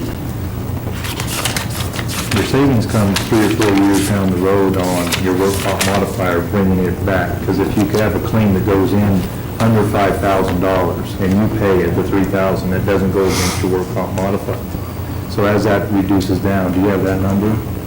124. Yeah, 124, so we're 24% worse than other school districts. Right. That's how that number comes around. But what you indicated last year, I mean, maybe you're saying we shouldn't do that now, but I thought it made a lot of sense that we would at least look at that to keep as many of those off the books as we could. Yeah, you know, and we'd have to go back and have Larry show us, you know, on our claims, how many of the 21 claims came in under 1,000 and how many came in under 5,000, and make a decision from there on where we want to go. 2,500, there is a lot of companies going with 2,500 now, because that'll cover an ER visit and maybe just a little bit of doctor follow-up. And are you seeing that in the private sector? Yes. I know I adopted that in my company this year. I guess the problem would be you would have to have a contingency fund of. You have to have another contingency fund to cover 21 claims times 2,500 to get our savings. It'll take 2 or 3 years to get that work comp modifier down there. You know, the best way is obviously to have 0 accidents, but the next best is the 10 of these claims of the 21 that's putting us at a 124. If we reduce that to 8 or 9 with the size of business that we are, then we would fall back on that work comp modifier, and then our premium falls back because they take that 1.24 times our premium to come up with that number. So we have to have enough money in contingency fund to cover that, and I don't know that we're there. Which is, This year. if I did the math right, it's about $52,500. But it just seems to me that if you could, I mean, the only way to really evaluate it though is to go back and look at those numbers over the last several years. I mean, part of it, you've got to plan on that 52.5 worst case scenario, but you can also look at the average of that and say, well, if we'd have done it over the last 3 years, we may have only paid out 20,000, and that's the realistic number, and so, you know, you shoot for that as what you think you might spend, but you've got a budget for all of it, and Yeah. it's going to get us to the point where we're saving the money sooner.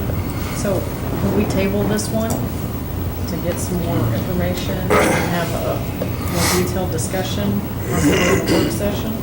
When do you have to have, you have to have this tonight, don't you? The coverage went into 471. Hey, the bigger issue here is the mod is one thing, but today insurance companies have the ability to add debits onto your policy to make it profitable, and you are getting 25% debit right now. That is more of an immediate deal if you could get this loss history turned around and maybe eliminate that 25%. That would be a much quicker fix and a bigger savings. You also have the ability to get a 25% credit, so there's a lot of money there if we can get this profitable. If they're not paying those claims, though, wouldn't we qualify for that as well? If it's coming out of our share versus theirs? It would help. I mean, the last time, I can't remember when you were here last, I know we talked about getting those, whatever quote we ran, we wanted both of those numbers. And, I mean, I just think we're a year later in the same boat we were last year as far as we're past the deadline. We have to make a decision now, and we don't have all the information. But if we adopt this tonight. It can always be changed. We can amend that, the comp figure, before that policy goes into effect, correct? Policy started a week ago. We can change it midterm. Midterm, yeah. So if we had the money in contingency, we'd have to have a work session and discuss that. If we wanted to set aside $50,000 and put a $2,500 on there, we could switch it midterm this year. I mean, I know last year, we had a 30-day grace period somewhat in there to bind it, I think was the right term, but do we have that on this same policy? Well, basically, it's just pending your approval, so I mean, we've secured coverage, but obviously you haven't approved it yet. So if we've got a meeting in 2 weeks from tonight, if we approve it then? But there's one other thing to keep in mind. Typically, deductibles are per person. If you would have a really catastrophic type situation with a tornado hitting a school or something, and that could be, I mean, you could have 100 people injured in the same accident. That would be catastrophic. I think we've got, this 21,000 increase is what we anticipated, 19 to that 21,000. We're not in a position where we don't have much room to take much for risks. We got to get our safety program. I mean, I know we've got a safety committee. I don't understand what that even is. We've got to get a safety program in. It's got to be implemented, it's got to be monitored, it's got to be enforced. And until that happens, I don't see where we can take any risks at all, because I'm afraid it's all going to backfire on us and we're going to be worse shape than before. So, I mean, I don't like paying the 24-25% increase, and if there was a way that we could guarantee that we were going to save money, yeah, I'm all for that, but I don't think we have that. I hadn't thought about having that many employees in one building. On the deductible. It's per person. Right. So we can reevaluate this midterm, I guess, but I don't know why we'd make. Well, go with what we know for right now. I think you're right, but I'm going to be voting against it because we asked specifically for those two numbers. You did? And we That's correct. We We did. wanted those both bid, and I just, So I guess just out of curiosity, what happened in Greensburg? Was it Greensburg where the tornado hit? I mean, what did their policy look like? Was it, I mean, there's a million other school districts, right? Did that hit in the middle of the night? Oh, so nobody, okay. I don't know. But we can't be the only school district facing this issue, right? But one of the I'm worried higher about ones- a tornado that hits, so I guess, do other school districts have a deductible? Typically not. Typically not, okay. Because it's I mean- difficult to budget. I mean, you have to have a contingency fund, and that just typically doesn't work, you know, when you're trying to budget money. We think it was going to be safer this year, so we spent it on something else. So could we have those two figures that we were waiting on by the next work session?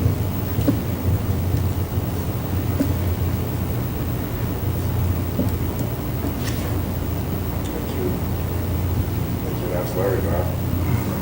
It just seems like there's quite a few questions here, and this is another, I mean, this is one of our budget impacting issues. I mean, I know we put it on the list for a certain amount, but it seems like if there's questions, we need to delve into that. Well, I don't have any questions. I've read through it pretty close, and I'm okay with everything that you came up with. It's, United Hardline, AAA company, what are they? A minus. They're an A minus, and what was the one we were before? Well, A plus. A plus. Which anything A is considered very good. And United Hardline, have they been in this area very, very long? The General Accident Fund has been, which is one of their companies. And you've dealt with them before? Yes, they have some local, their target markets are hospitals. Okay. Getting over into the school district just to see how it goes? Well, they do write school districts. They like private better than public, but they do write some public schools, yes. As far as Employers Mutual, they came out initially with a $21,000 increase, which I met with Tracy probably a couple weeks ago, and we made some changes with regard to schedules. We had camera scheduled, we had musical instruments scheduled, we had computer scheduled, and my understanding is no list actually exists, so it's hard to actually schedule that stuff. So we did away with the schedule and lumped them in with the contents. Okay.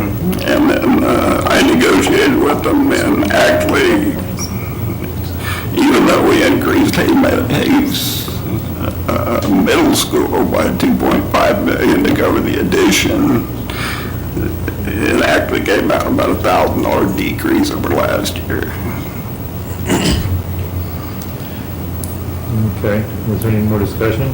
So Larry, I guess my question would be is if we were to wait until the work session as far as to get those two figures, I mean, would we basically not have coverage then? You would have coverage. I mean, we've made arrangements to have the coverage I in guess I was force. thinking if we don't have anything to lose and can at least look at all that, I don't know what it would hurt to wait until the work session. That's my only question, I guess. I mean, my gut feeling is that you're probably looking at a 2 to 3% decrease, which would be in the $9,000 range. And you're going to have a contingency fund of, I don't know, that's hard to, $25,000 contingency fund.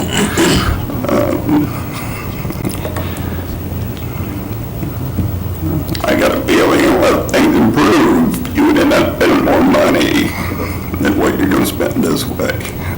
Well, this year, but, 2 years down the road, if we reduce that 21 to 10, even though they have 21 accidents. But I hadn't thought about how many employees we have in one building for any kind of catastrophic accidents. That would wipe our contingency fund completely. But I think all of those things would be a good discussion with those numbers at the next work session if you had them, especially if it doesn't. We can change that mid-year, we can approve it tonight and change that mid-year if we think we have enough money in contingency fund.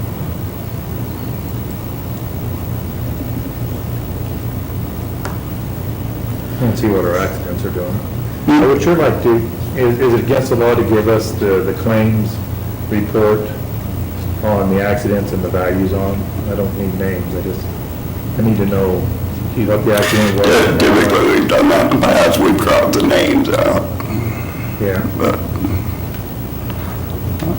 If we could have that at the next work session, I'd sure like to look at that, and we can discuss that a little bit at the work session, but it's I think we ought to go ahead and approve it tonight, and move on from there. Matter of fact, I'll go ahead and make a motion to approve multi-peril insurance for 2014-15 school year from insurance planning. Second. It's been moved and seconded. Any more discussion? I'll call for the vote. All in favor, yea? Yea? Yay. All against, nay? Nay. Fails, 3-3. So we'll discuss it at the work session. Did you vote for that, Danielle? Yeah. Don't have enough votes. I would make a motion to table this until the work session to get the information Back up. requested, which I believe that would be the deductible amounts for $5,000, or I mean, the premium amounts for $5,000 deductible, $1,000 deductible, and the redacted claims numbers without the individuals' names. That was the motion. Second. It's been moved and seconded. Any discussion? what about getting the package part of it be approved? And maybe not the workman's comp, but the package part, it's actually down $1,000.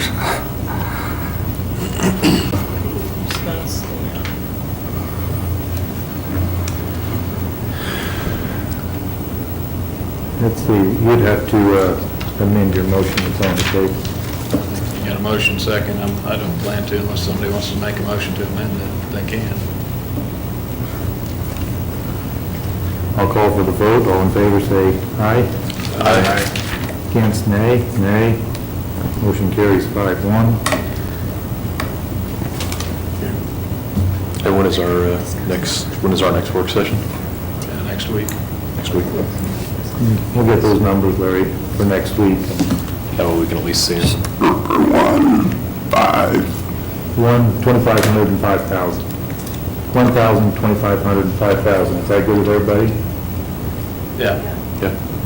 That's what the motion said. We can get those to Dean just to have at the work session, and we can look at them, and we can make a plan from there. Can I ask, is there any information that we can get from the state regarding other districts who they're using to see if we need to try to get another bid from somebody, or? I mean, I could probably answer that question. The majority of school districts are with Employers Mutual. Okay. They used to have you guys, they don't want you anymore. The KAS, KSB. Yeah. You were submitted to them last year. We can't do that. You have to go to direct, but Mr. Kane went to them and they weren't interested in you. Is it worth trying again? The two, it hasn't improved, so I would say. Well, but if we've hired a director position, we have plans of implementing a safety program, does that do us any good? Probably not until they see some difference, a change, but I don't know. What would it take to have somebody submit us to the state plan to get a number from them? Is there a cost? Probably claims and that, I honestly, I don't know. And when you talk about the state plan, when you talking about the assigned risk, Well, whoever we submitted it to last year. I don't know. KSB, I'm sorry. Oh, the KASB Yeah. one? I don't imagine that would take too much. But obviously, the state has an assigned risk plan where they have to take, that premium was roughly $303,000, but it's because your premium's over $250, it's a retro, which means you pay your own claims on top of the premium. I meant the KSB one. Okay, yeah. I mean, it'd be worth, if we can get it in that time, it'd be great. I will call them and see what they need. They'll probably give us something, I don't know. We'll find out. And that is a pool, which means the premium not guaranteed. It's all the school districts pool their money, and if, as a whole, they lose money, then they assess you, which has happened a couple times. They come back and Pretty substantial, I've been on. pretty substantial assessments, because they might have a claim in another town or whatever, and then you may be great, but you have to pay the bill because you're a group. And there's many schools that got cracked big time on that. For the property insurance coverage, do we have a deductible on that? Yes, What is it's it? $2,500 on the property. Do we need to look at changing that? I mean, we could look at anything, but I think what we have is sufficient and is working. But I don't know what the difference, Larry, and if we increase that deductible, but again, it's using our, cash on hand that we're very limited on. You indicated one thing before, though, that you started doing an itemized list, but because we didn't have one, you got rid of that. Is that what I understand that to be? So if we actually had the itemized list, would it be cheaper? Not really. But we don't know that until we have the actual list, right? The way we've done it, we went and we worked a deal out with the company for $50,000 coverage off premises, which, with a $250 deductible to cover things like musical instruments, Laptops. cameras, laptops. If they happen to be in the building, probably there's going to be more things damaged than just that. So it would be fall under that $2,500 deductible per occurrence. How much does that cost us? That plan right there? The 50,000. Off premises, that's 50,000 a year No, the 50,000 coverage, it was like $100. total?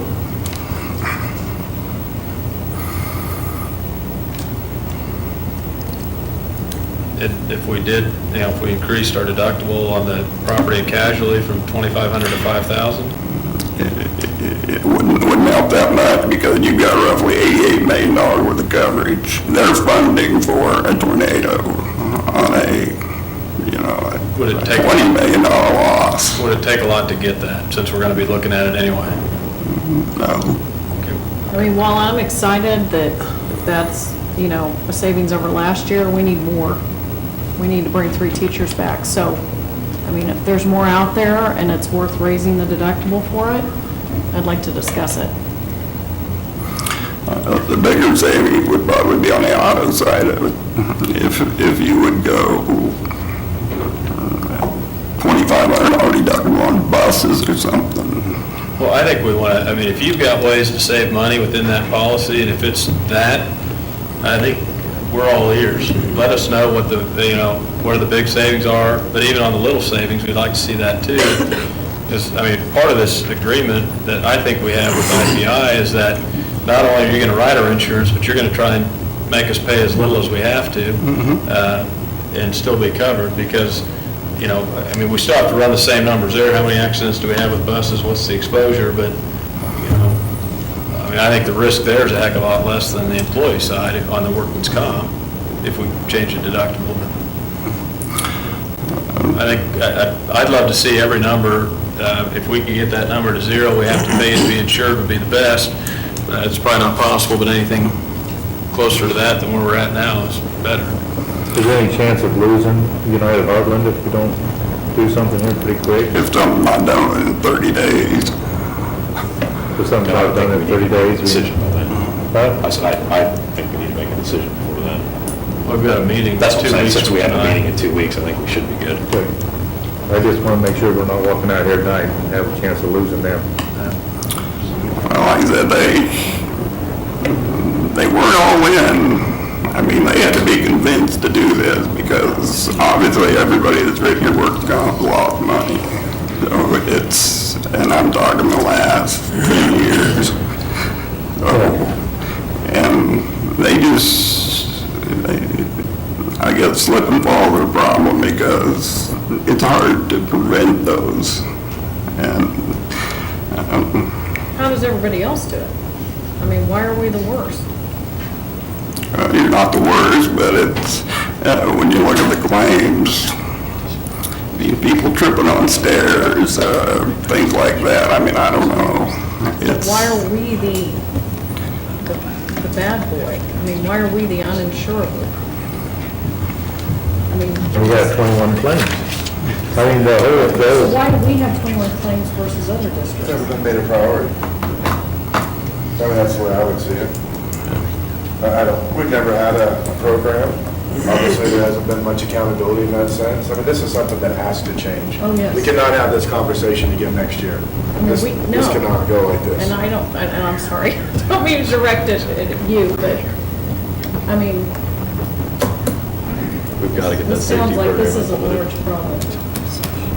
Okay. You know, we have a loss, Ken Brooks is our loss control guy, and he's more than willing to meet with a whole safety meeting on a regular basis. He's done that with certain departments, but not the teachers of the group or that really seems to be more where the problem is teachers slipping and falling, getting hit by students, different things like that. okay, Larry, thank you. Thank you very much. So we'll be tabling item T, discussion of work session. Mr. Cat? I'm sorry, what? We'll discuss the insurance, multi-peril Yes. insurance at the work Yeah, session. that'll be on the agenda. Put that on the agenda. Yes. And moving over to U, garbage and recycling bid. The administration recommends that the board approve the garbage and recycling service bid from Ideal Refuse Removal and the authorization of the board president to sign the agreement. Yes, and this is actually $3 decrease from last year per ton. I know they had very conscious of our budget and did everything they could to help in that sense and actually decreased it. This was the only bid, and I think it's the only bid we normally get for this service. So I do appreciate their willingness to work with us. And this is who we've used previously? Yes. Yeah, I'd like to personally thank Robbie and John Von Lennel for that bid. And we're looking for a motion. So moved. Second. Daniel, did you second it? Yes. Been moved and seconded. Any discussion? I'll call for the bid. All in favor, aye? Aye. All against, nay? Motion carries 6-0. And then we have a V back here. Personnel transactions. Looking for a motion to approve personnel transactions.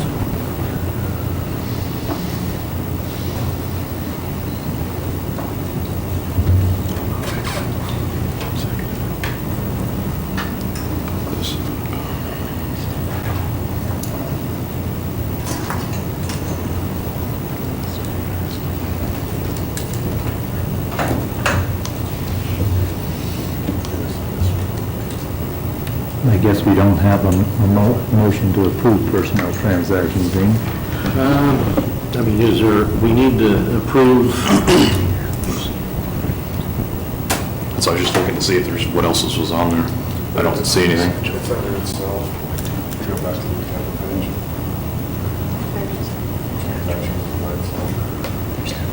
There's no link. Go back to the actual agenda page. Like the page that lists all the agendas for the board meetings. That's why it's on link. What's the board? Where was it first? USD 49. Oh, okay. I know where that is. Right there, on the screen.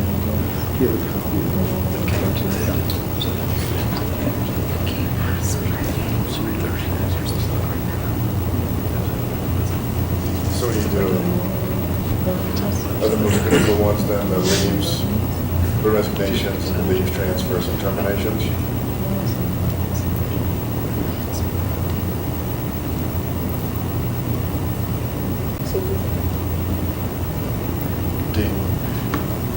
Are the most critical then the resignations and the leave transfers? Well, they're all critical, but if there's one you want to pull off or whatever you need to do, we need to approve everything, or vote on everything. But pull off the issues. Without needing to beat around the bush, I mean, could you scroll down to I don't have it in front of me, item, I thought it was 4, under employment. I'd move to approve all personnel transactions other than item 4 as presented, just to get it up for discussion. I don't know if anybody else second that or not. I'll second it. Any discussion? Just a bit, I know it's coming up on the next agenda, but I mean, the board has taken the position, I think, consistently, and I think our actions have been such. The last position the board interviewed for was the superintendent, and I think we've turned that over to the administration. I know we've been approving, even though we've done that. I think at the last meeting, I asked to have this reviewed for policy consideration as to whether we even need to do that. I know it's not on for tonight. Obviously, if we're going to enter into a contract for greater than $20,000 with any one individual, that would need to be approved by the board. Otherwise, I don't believe it does. And so I guess my position is and I guess the other part I'd ask, maybe Bill the question, but for employment of an individual, unless they're signing a contract for a year, which would be teachers and administrators, if it's an at-will contract, isn't that just based on whatever the monthly expenditure would be? Any new hires need to be approved by the board. By statute or by policy? By the authority that you have under the statutes. Board of Education that hires. That's what, I know we're going to have that conversation, but that's what we've heard, that the board has to hire and fire. Now, transfers, those things, probably not. Who said that? I don't believe that at all. And that's per KSB? Is that? That's who, yeah.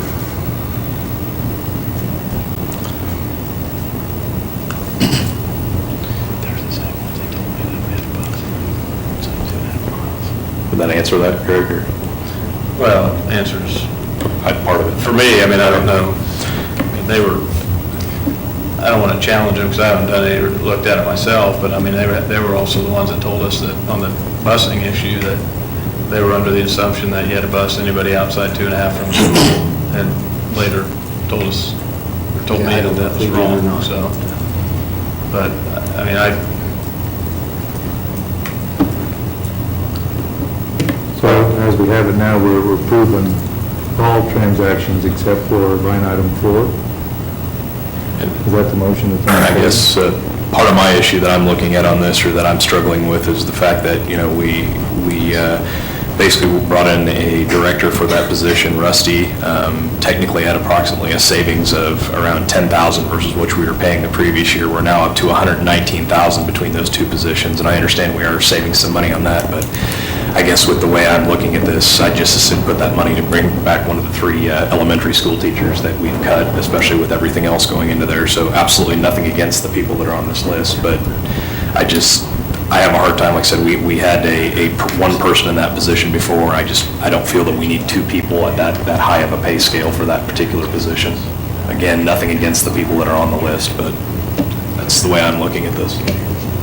Well, the one position again is a maintenance tech position. What's a psychologist, Wilson Lacrosse? Those are the special ed positions where they're assigned to the co-op. And then the Tracy Rowe Archer is to replace Callahan?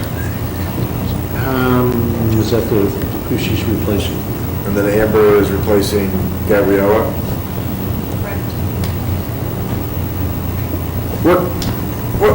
What is that job like? What's the HR assistant do? What are their tasks? Like since we've created that position, what have they been doing? Because obviously Fort Hays has been giving us all of our research for pay scales and job descriptions. So what is the HR assistant? What do they do? They're doing the new hire paperwork with all new staff, keeping all the records. It's been a big task to go through and try to get some consistency so that all of our personnel records do have everything that they need. Just kind of a backup support to payroll and anything else that we need. It's a full-time job? Yes, definitely, yes. I have to look at the full job description, those are just kind of the main duties. And then let's go Washington Connections, a teacher family assistant. Just explain what that is to me, please. Which one? Washington Connections. Okay.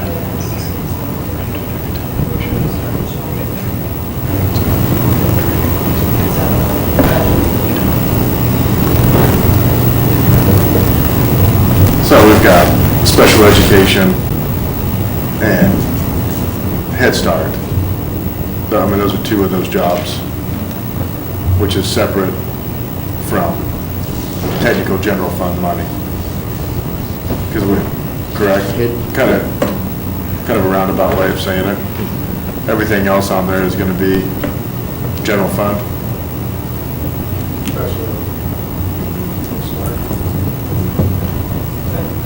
The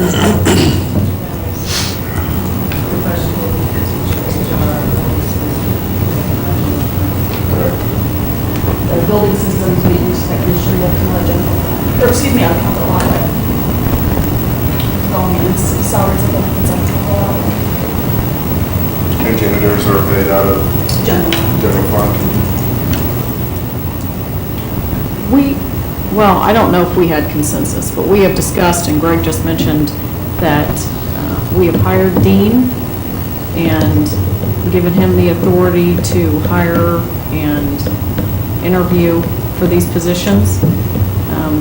We have had discussions with him numerous times over a couple of these, and this is the point where we are. So I would submit at this time that we agree to this and let, take Dean's recommendation on this, what I would call reorganization of that particular area, which obviously needed some reorganization given the discussion we just had on workman's comp, and see where we are in a year on this. They've done their due diligence regarding salary analysis on this. They took the recommendations from Fort Hays on those pay scales, factored in years of service, et cetera. And the net impact to the budget is $37,000 less.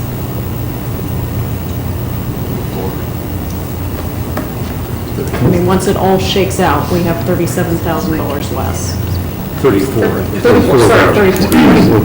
34,343, I think. And I agree with that. I think the administration has done their due diligence here and has came together with a good plan. I know that's not the motion on the table right now, but I will be voting against this motion. I think it's a bad move for our district.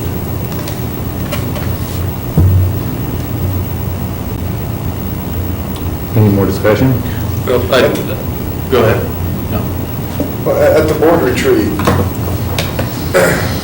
around the board unanimously, two things were spoken about: technology and bringing back 3 elementary school positions.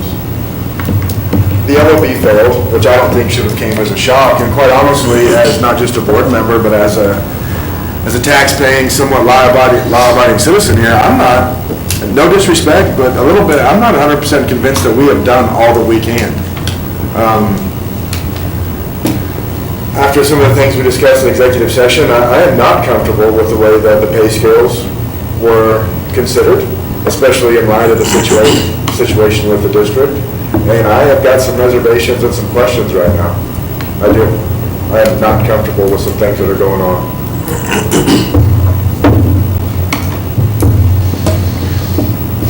And I would, my comment was going to be on the pay scales. I think we've looked at pay scales, the problem being that we're actually over the pay scale, if hiring at that by $1.25 an hour.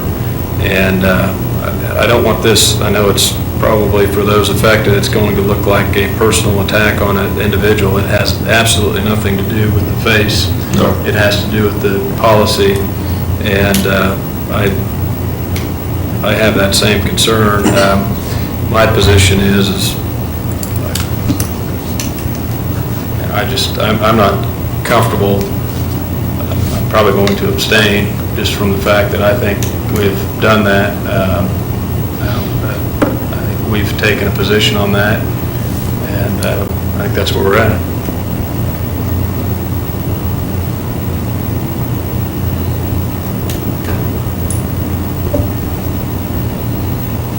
Any more discussion? If not, I'll call for the vote. All in favor, say aye. What is this for? Yeah, can you clarify what the current motion is?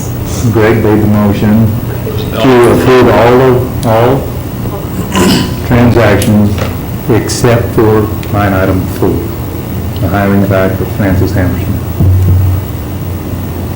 And just to clarify, if we vote in favor of that, then what happens to item number 4? It'd either be, somebody would either come back and make a motion, or maybe nothing. This motion's only for those. It doesn't close off discussion or consideration of that after that motion. This one approves everything, but that we just need to move forward on the other ones so they can get those processed. And you made the motion and you're going to abstain from it? I just made it to get it discussed because nobody else was making a motion. I knew we had to at least have a discussion on those. Well, actually, all of them, but trying to help out. So a yes vote puts everybody back on that they have on the deal except for line item 4. And a nay would go back to the original personal transaction with all of them on it. Yeah, I mean, you'd just be back at that Back item, to somebody'd that. have to make a motion. Yeah. Any more discussion? I'll call for the vote. Those in favor, yea? Yay. Those opposed, nay? Nay? Was there 3? Let's say hands. Those in favor, raise their hands. 1, 2. Okay. Those opposed, raise their hand. I'm abstaining. 3-2. 3-2 doesn't carry it. You have to have 4. It'd be 2 to 3 in favor, 1 abstention, so it's actually a 2 to 4 vote. So it fails. Now we're back to square one. Okay, back to the personnel transactions as presented to the board by the administration. I would make a motion that we accept the recommendation of the administration on all personnel transactions. Looking for a second. Second. Any discussion? I'll call for the vote. Those in favor say yea. Yea. Those opposed, nay. nay. 2-1. Abstain. abstaining. I'm abstaining as well. I agree with the rest of them except for item 4.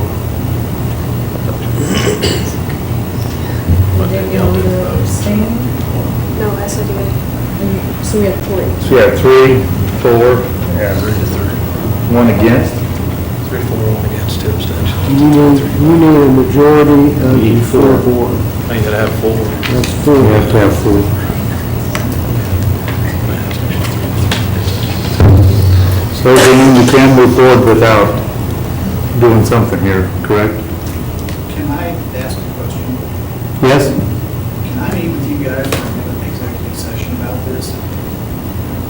Somebody wants to make that motion? I move that the board go into executive session at 9:15 for 15 minutes. Wait, he goes to 5 minutes. Yeah, he's got it. He's already got it. Okay. All right, good, it's only 12 after, didn't I? I'll give you a couple minutes. 15 minutes, for 15 minutes till 9:30, looking for a second. Second. It's been moved and seconded for the board. To discuss, what was that motion? Personnel, non-elected? Non-elected personnel, and the executive session to include the board, Dean, Shanna, Mark, Tracy, board attorney, and Rusty. Second. All in favor, say aye. Aye. Opposed, nay. Carries 6-0. Okay, there's that. Call the meeting back to order. And back to the consent agenda and personnel transactions. I'm looking for a motion to approve the personnel transactions. So moved. Second? Second? Any discussion? I just wanted to say that, for my take on this, we've spent a fair amount of time talking and debating this issue, and I think my big reservation and concern on this, again, I stated it earlier, was on the pay, and I think that we're making a big mistake financially, PR-wise, with what we're doing. I think the perception of this to the teachers and to the other staff is not going to set well, and that's where my concern and objection to this lies. However, I have been consistent, and we've started by making changes, taking the board off of hiring committees, by taking us off negotiation committees, and doing things like that to put this in the hands of the superintendent, with the understanding that we hire and fire that one employee. If he's doing as he should, and we think he is, then we should support those decisions. And so, although I'm opposed to the position, I am in support of the superintendent, and I'm going to give my vote for that reason alone. I would echo Greg's comments and the fact that, as I brought up before when we talked about this initially, the pay grade is not where I thought it should be. But as Greg stated, I think we need to, if Dean feels this is the direction we need to go, and budgetary-wise we're going to be all right, then I will support that as well. Any other discussion? I'll call to the vote. All in favor, say yea. Yea. Opposed, nay. Motion carries 6-0.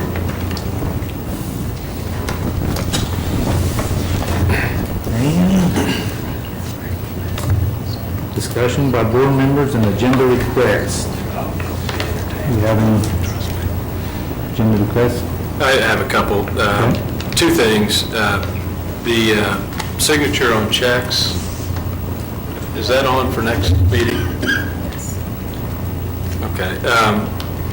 The only thing I just wanted to, I had asked for that. I wanted to, I'm in favor of taking off the board president's signature. I had talked to the city people on this, and they don't sign, the commissioners don't sign any of their checks, but they have a fairly strict purchasing policy in place, and one of the things Randy, our consultant, recommended early on was having a purchasing policy in place, and I don't want to go into great detail what that is, but I think that if we could get a policy like that, or at least maybe we have something like that, and we could have some sort of presentation on what we have, I think that would alleviate my concern. If we don't have anything, I don't know that I'm going to be in favor of taking it off, but if we have something, I think it just simplifies everything for everyone. So And I think even if we don't have one, it concerns me just having any pre-printed signatures on there, but even whether it's board members or otherwise. The other thing that, it's my understanding we had to appoint, or we need to appoint members to the committee for the grievance, is that Yes. correct? And my understanding of board policy that the board president nominates those individuals, but it's subject to a board vote. I don't know when that committee is meeting. Next Tuesday, so that would have to happen tonight. If that, And so I guess what I would suggest is maybe that the president make those nominations tonight, just so we can do it how we should do it. So the other concern I have is if we don't follow our policy and there's any decisions made out of that, whether those are binding, so. Mike, go ahead and make a motion. Josh? That's all? No, I was just, Okay, I'll go ahead and make a motion to authorize James Lighton and myself as representatives for the grievance. I'll second that. Any discussion? All in favor, aye? Aye. All opposed, nay? Carried 6-0. That's all I had. on work session then, Elizabeth, do you have notes and clear on what we Yeah, need I've to been have, I mean, with emailing. Larry and all that stuff, so, Yeah, okay. I've been emailing and taking notes, so Okay. I think we're. Okay, and I think we've had enough executive session for tonight. Does everybody agree with that? Meeting's adjourned.